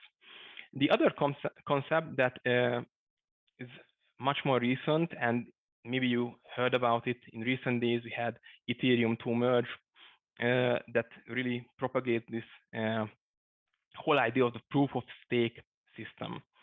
And this is fairly different from what we've seen and what I just talked about previously, because instead of relying on the computational complexity and the size of the network itself, in a proof of stake model, the validators, so the nodes that are validating which block will be accepted to the chain next, are nodes that has a stake, so-called stake in the whole system. In the case of Ethereum, it would mean that it's a node that has deposited a certain amount, probably a large amount of Ethereum. Therefore, we are fairly sure that this node has no interest in hurting the system by undermining the value of its own Ethereum or any other token can be worked this way. This is not as safe as the proof of work model, but it requires much less energy. And also, in some of our cases that I'm going to talk about, I think this is a much more easier to understand and approachable way how we can implement blockchain. But then let's talk about what are the potential applications of blockchain and how can we really utilize this new technology. So maybe you heard about it in the last couple of days. There were some amazing presentations about how healthcare service providers are incorporating this technology, protecting client data, and how they basically give back the client the right to handle their data. Also, banking is a self-explanatory thing. Since we have so many cryptocurrencies nowadays, smart contracts, the banking sector is really heavily relying on this new technology, since you can use the blockchain technology to build on tokens on it, cryptocurrencies, non-inflationary assets. But what I want to concentrate really is the cybersecurity aspect of this new technology. Since I am a backend engineer, this is what I am really interested in. And I think this is the part that we can most easily incorporate in our day-to-day work. So let's talk about why incorporating blockchain into our already existing authentication and authorization processes are a good idea. Cybercrime costs the global economy an estimated $445 billion per year. That's a number that really makes me think that maybe I should have gone and become a black hat hacker, not an engineer. But let's really talk about how we can fend off these kinds of attacks, and what we can use, how we can use crypto to do so. So anyways, the current security protocols simply cannot keep up with the steady stream of malicious attacks. And a distributed ledger like a blockchain can be a really good place to start with securing our very valuable data. So I haven't mentioned it yet, but the whole concept behind a blockchain is not just that we have these secure computational processes, but also this is distributed across the network. And every participant in the network can see what's happening across the board. Therefore, it is very transparent. As you can imagine, this transparency comes very handy when we are talking about authentication and authorization, in a way that these are the parts that we can really concentrate on securing our applications. The practice of managing identities and discipline is a discipline of its own, and it is the heart of any identification management and identity access management. What I am talking about here is usually what, and probably that you are most accustomed to, that you have some kind of authorization and authentication in your already existing backend application. Usually, you are using some kind of encryption, maybe some kind of token to achieve this result. But the data, where this token coming from, the identity of the actors coming from centralized storage. It can be AWS or Azure centralized storage, but it is centralized. Therefore, it is a good point of attackers to exploit and get all of the data that needs them to violate their systems. In a distributed ledger, especially in a bigger system, we can really segment this data into different parts. So even an attacker pulls off a successful exploit on our system, it only compromises so much of our data. And as you can imagine, especially in an enterprise system, then we are designing to not just users, but really operators, many operators. If you distribute this data properly, that is a foolproof system, basically, that is almost indestructible. Now, I want to talk about what kind of options we have to build this kind of solutions, what kind of ledger types we can utilize. First, we can talk about the public ledgers. A public ledger is something that is like Bitcoin itself is a public ledger. It is a blockchain that is publicly available to everyone. The actors in the network are all over the world. Therefore, the security of the system is divided so much, and it corresponds to the size of the network as well. I don't want to burden you with the mathematics of it, even though it would be maybe useful. But the Bitcoin network is so huge that it's almost indestructible as far as we have active nodes, so-called miners in this ledger. But we have another option, which is called a private ledger. Why would you go in this way? In a case of an enterprise, like a bank, for instance, Morgan Stanley, recently implemented this kind of security system, which is basically they just created their own blockchain, and instead of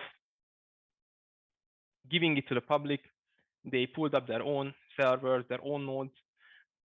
It is still distributed, but obviously the whole blockchain is under one management.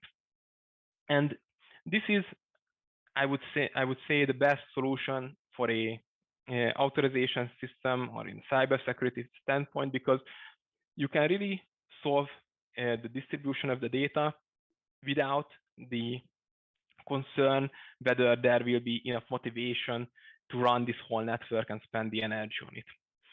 Lastly, there is a so-called consortium, which is a mixed approach between private and public. It means that basically we have several private actors. This could be a very good solution for document management, for instance.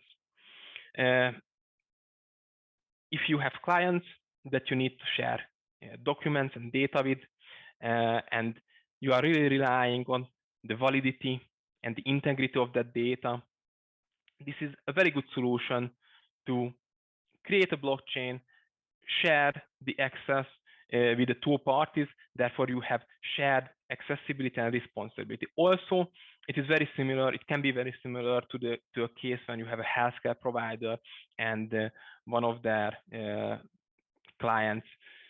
Basically, this is how you would interact with health data and such. Also, blockchain can be used to replace existing protocols like SSL-based protocols. This is fairly recent, but I'm very excited about this whole approach. Basically, you can really secure in a protocol level your system.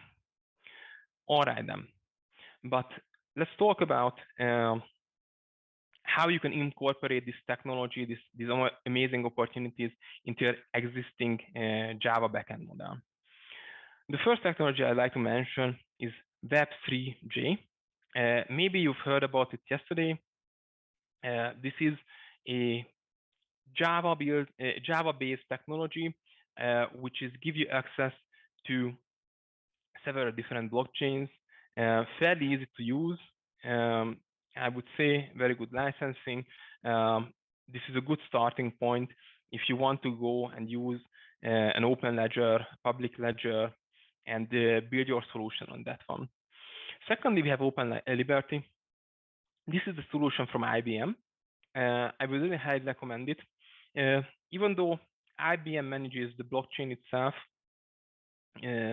what I've seen so far and what I've tried, this is a very good solution, go-to solution if you want a secure blockchain that is managed by a trusted third party.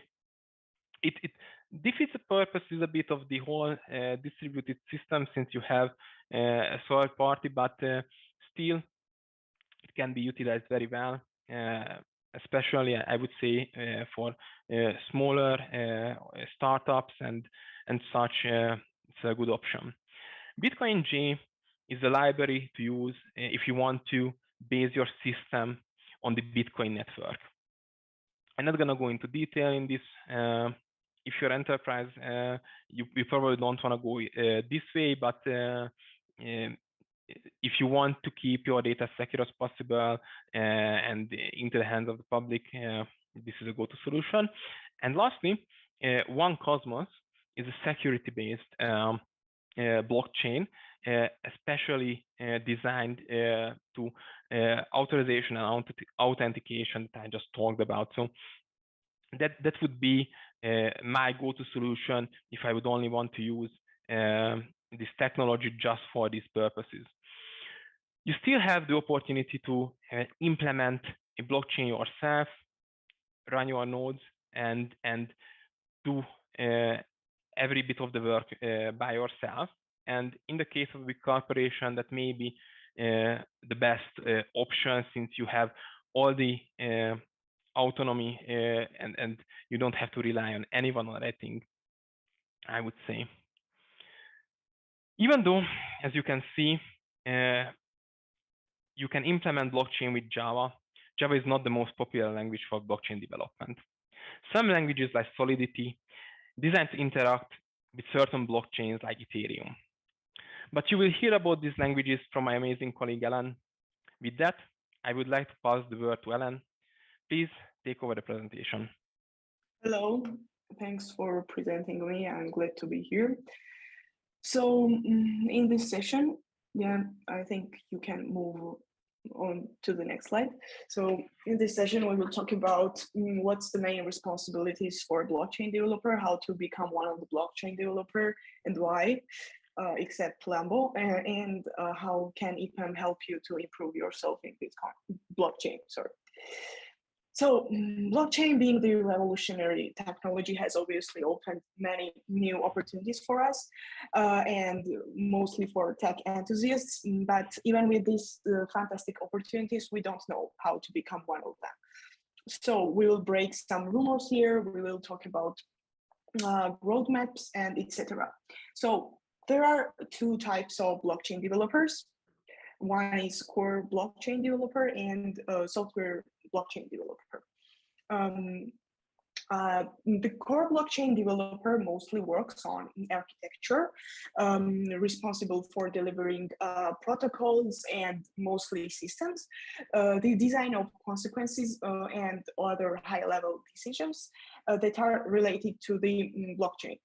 But blockchain software developers, on the other hand, use that architecture protocols designed by core developers and build decentralized applications to run on blockchain. So they are more responsible for front-end and back-end development and designing. So why should we become one of them?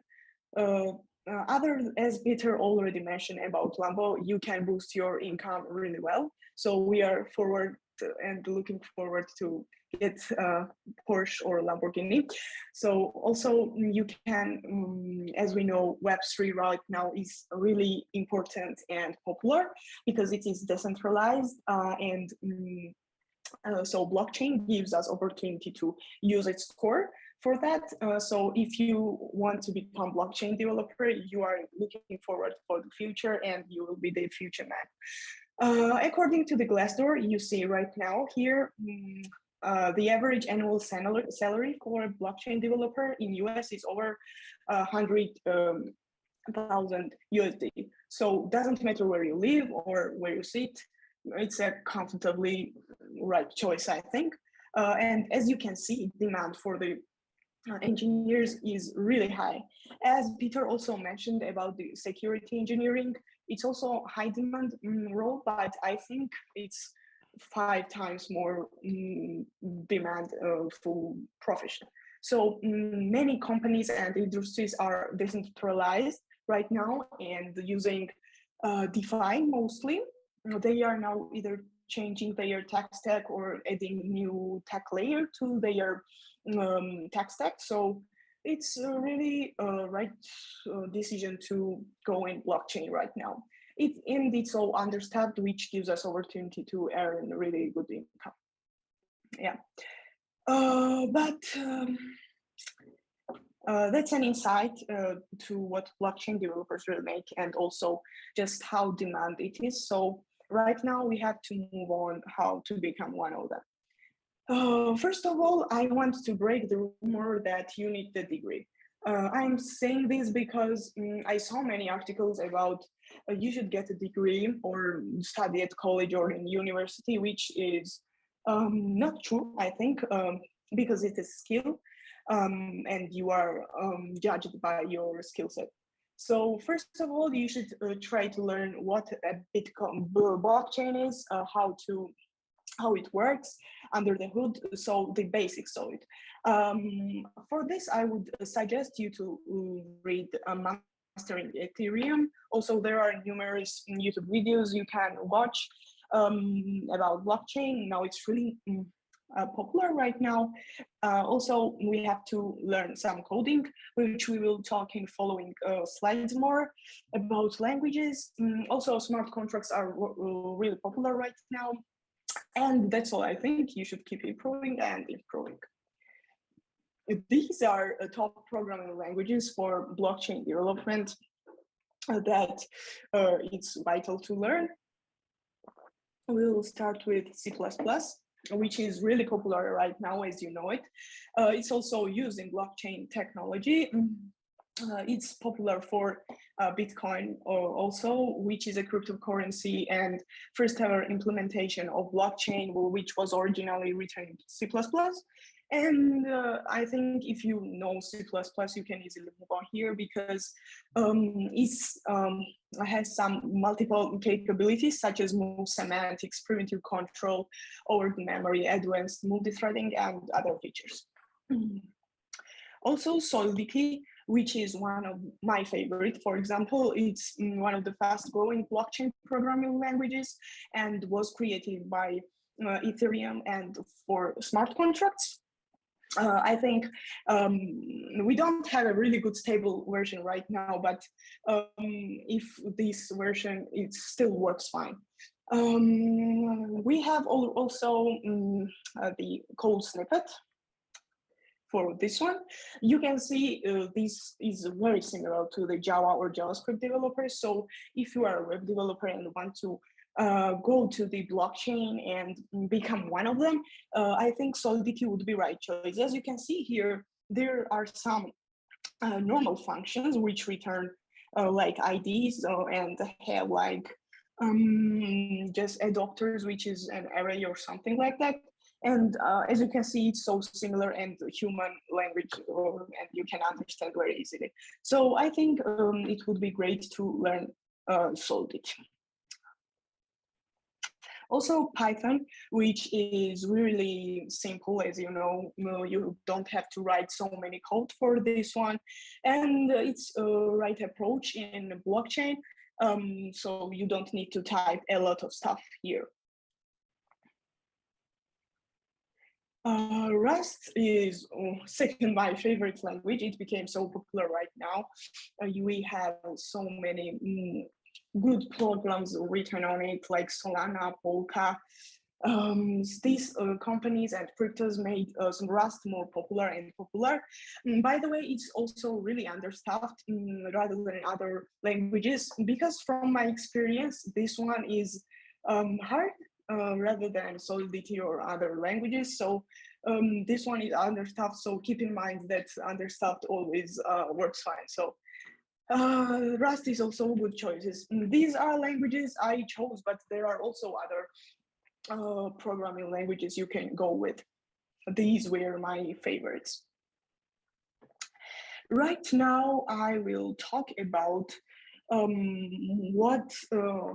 EPAM and blockchain work. So we have a competency center, which was established in 2016. And we have like so many international projects, products already delivered, and EPAM experts. How can EPAM experts help you to develop? That's kind of a good question, because you can like find any person in EPAM and maybe ask them for mentoring or to give you job opportunity or to give you some roadmap, and there won't be anyone that you can't find. So I think that's a gift from EPAM to have an expert in this tech stack. Also, we have a monthly blockchain practices, which is in the next slide. So what is a monthly blockchain practices? Like it's held monthly, as title says. We get to know new trends of blockchain, how EPAM developed in month by month, and what's our new job opportunities at EPAM. So we call new replies to like some of new people who want to become a blockchain developer. Also learn epam.com gives us opportunity to get any tutorial, get any video you can learn from there, and for free. So that's also great opportunity for EPAMers. Also KB Space, which is a knowledge space. For us, we get to know each other there. We share experience or get some documentation or maybe share some advice for each other. And the Telescope, which is my favorite. For example, from my experience, I searched there people who had some skill set in Solidity, and after that I found people who would like to mentor me and give me some job opportunities at EPAM. And so these are great opportunity that EPAM can give you, and you can improve anytime and anywhere as a software developer there. So thank you for your attention. Maybe Peter wants to add something. Yes. If you are based in Switzerland and interested in blockchain development, the opportunities we have, then please contact me. I recently took over the Swiss blockchain community within EPAM, and there is a lot of new stuff coming by the end of October to our KB page. I really want to develop this community. So if you are interested in this whole topic, opportunities, maybe you want to work in blockchain or just want to understand this technology better, then please contact me. My name is unique identifier. There is no Peter Abel Nagy other than me. So you can hit me up on Teams or in LinkedIn. Every question and suggestion is more than welcome. And thank you again. Thank you for being here, and thank you for your attention. This is the part for the Q&A.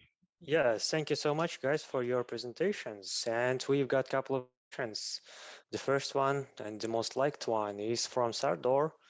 Would you be able to elaborate on SSL replacements? Is that only related to SSL end-to-end encryption, when it fails to protect the metadata, and blockchain preserving the metadata using in communication, since the information is scattered across the distributed ledger? I think the question basically was the answer itself, or maybe I misunderstood something. Let's see. Yeah, it's pretty long, I would say. Maybe you can have a look at it in the chat. I have just sent it. Give me a second. Yes, and before you have a look at this question, let me ask Elena. We have a couple of more for you. I think they are addressed to you more. And the first one is, how can we use Python for blockchain development? Yeah, so we don't have so many blockchain things that are written on Python, but I think these standards can be applied using any language. So, however, the only one I saw that was written fully in Python was a Cosmos. No, not fully, it was partly written, which is a decentralized network of an independent blockchains. But my guess is about speed, and because of Python, because it's a great scripting language and it's designed for easy user access and not high computer performance. Okay, and where can we learn Solidity, but not in terms of an EPAM employee, but for everyone who is interested in learning it? Come to EPAM. Don't think about anything else. Okay, so I would suggest Crypto Zombies, which is a great opportunity to move from Java or another programming language, if you know something. So, but if you want to learn from scratch, I would rather say to learn web development at first and then learn Solidity itself. So there is so great like documentation. It's really easy to understand. So YouTube videos can help you to guide through this one. Okay, thank you. And Peter, did you have a chance? Yes, so I understood correctly. Basically, the question answered itself. Yes, exactly. Okay. I cannot add anything else to that. Okay, yeah, that's a pretty massive text, and I think you can either confirm it or decline just it. And I think that was the last question from us and from the live chat. I really appreciate you coming here, and that was very productive presentations, and I hope that will be very useful for new people to come into this industry and into this domain. And of course, we will publish all the recordings just within a week. That was our last sessions of our Blockchain Community Day Conference 2022. And please don't leave this conference, because in a couple of minutes, we'll be back with Alexander Pitkevich to make a sum up and say thank you words. And Peter, Elena, thank you so much for coming, and see you. Thank you for having us. Yeah, we are back in a couple of minutes.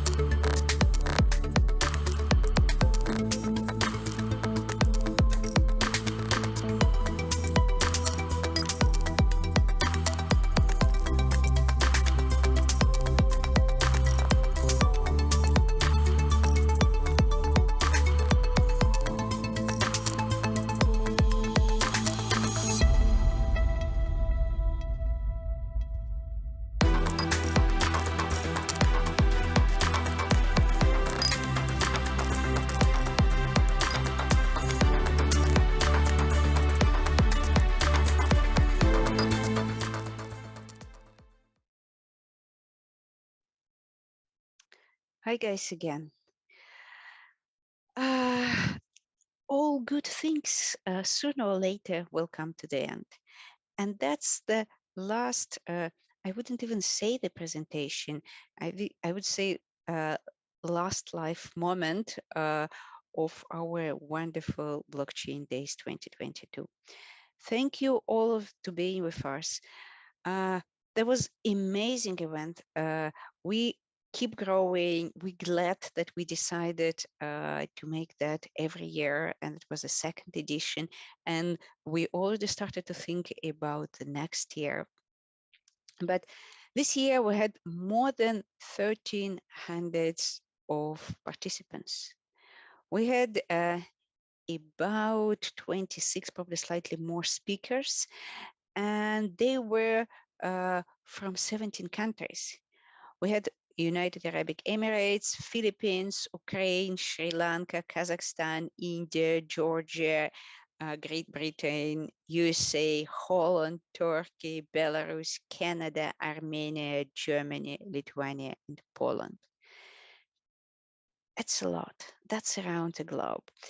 And we had 59 countries for the participants, and our community have grown for more than 1,000 members during this conference.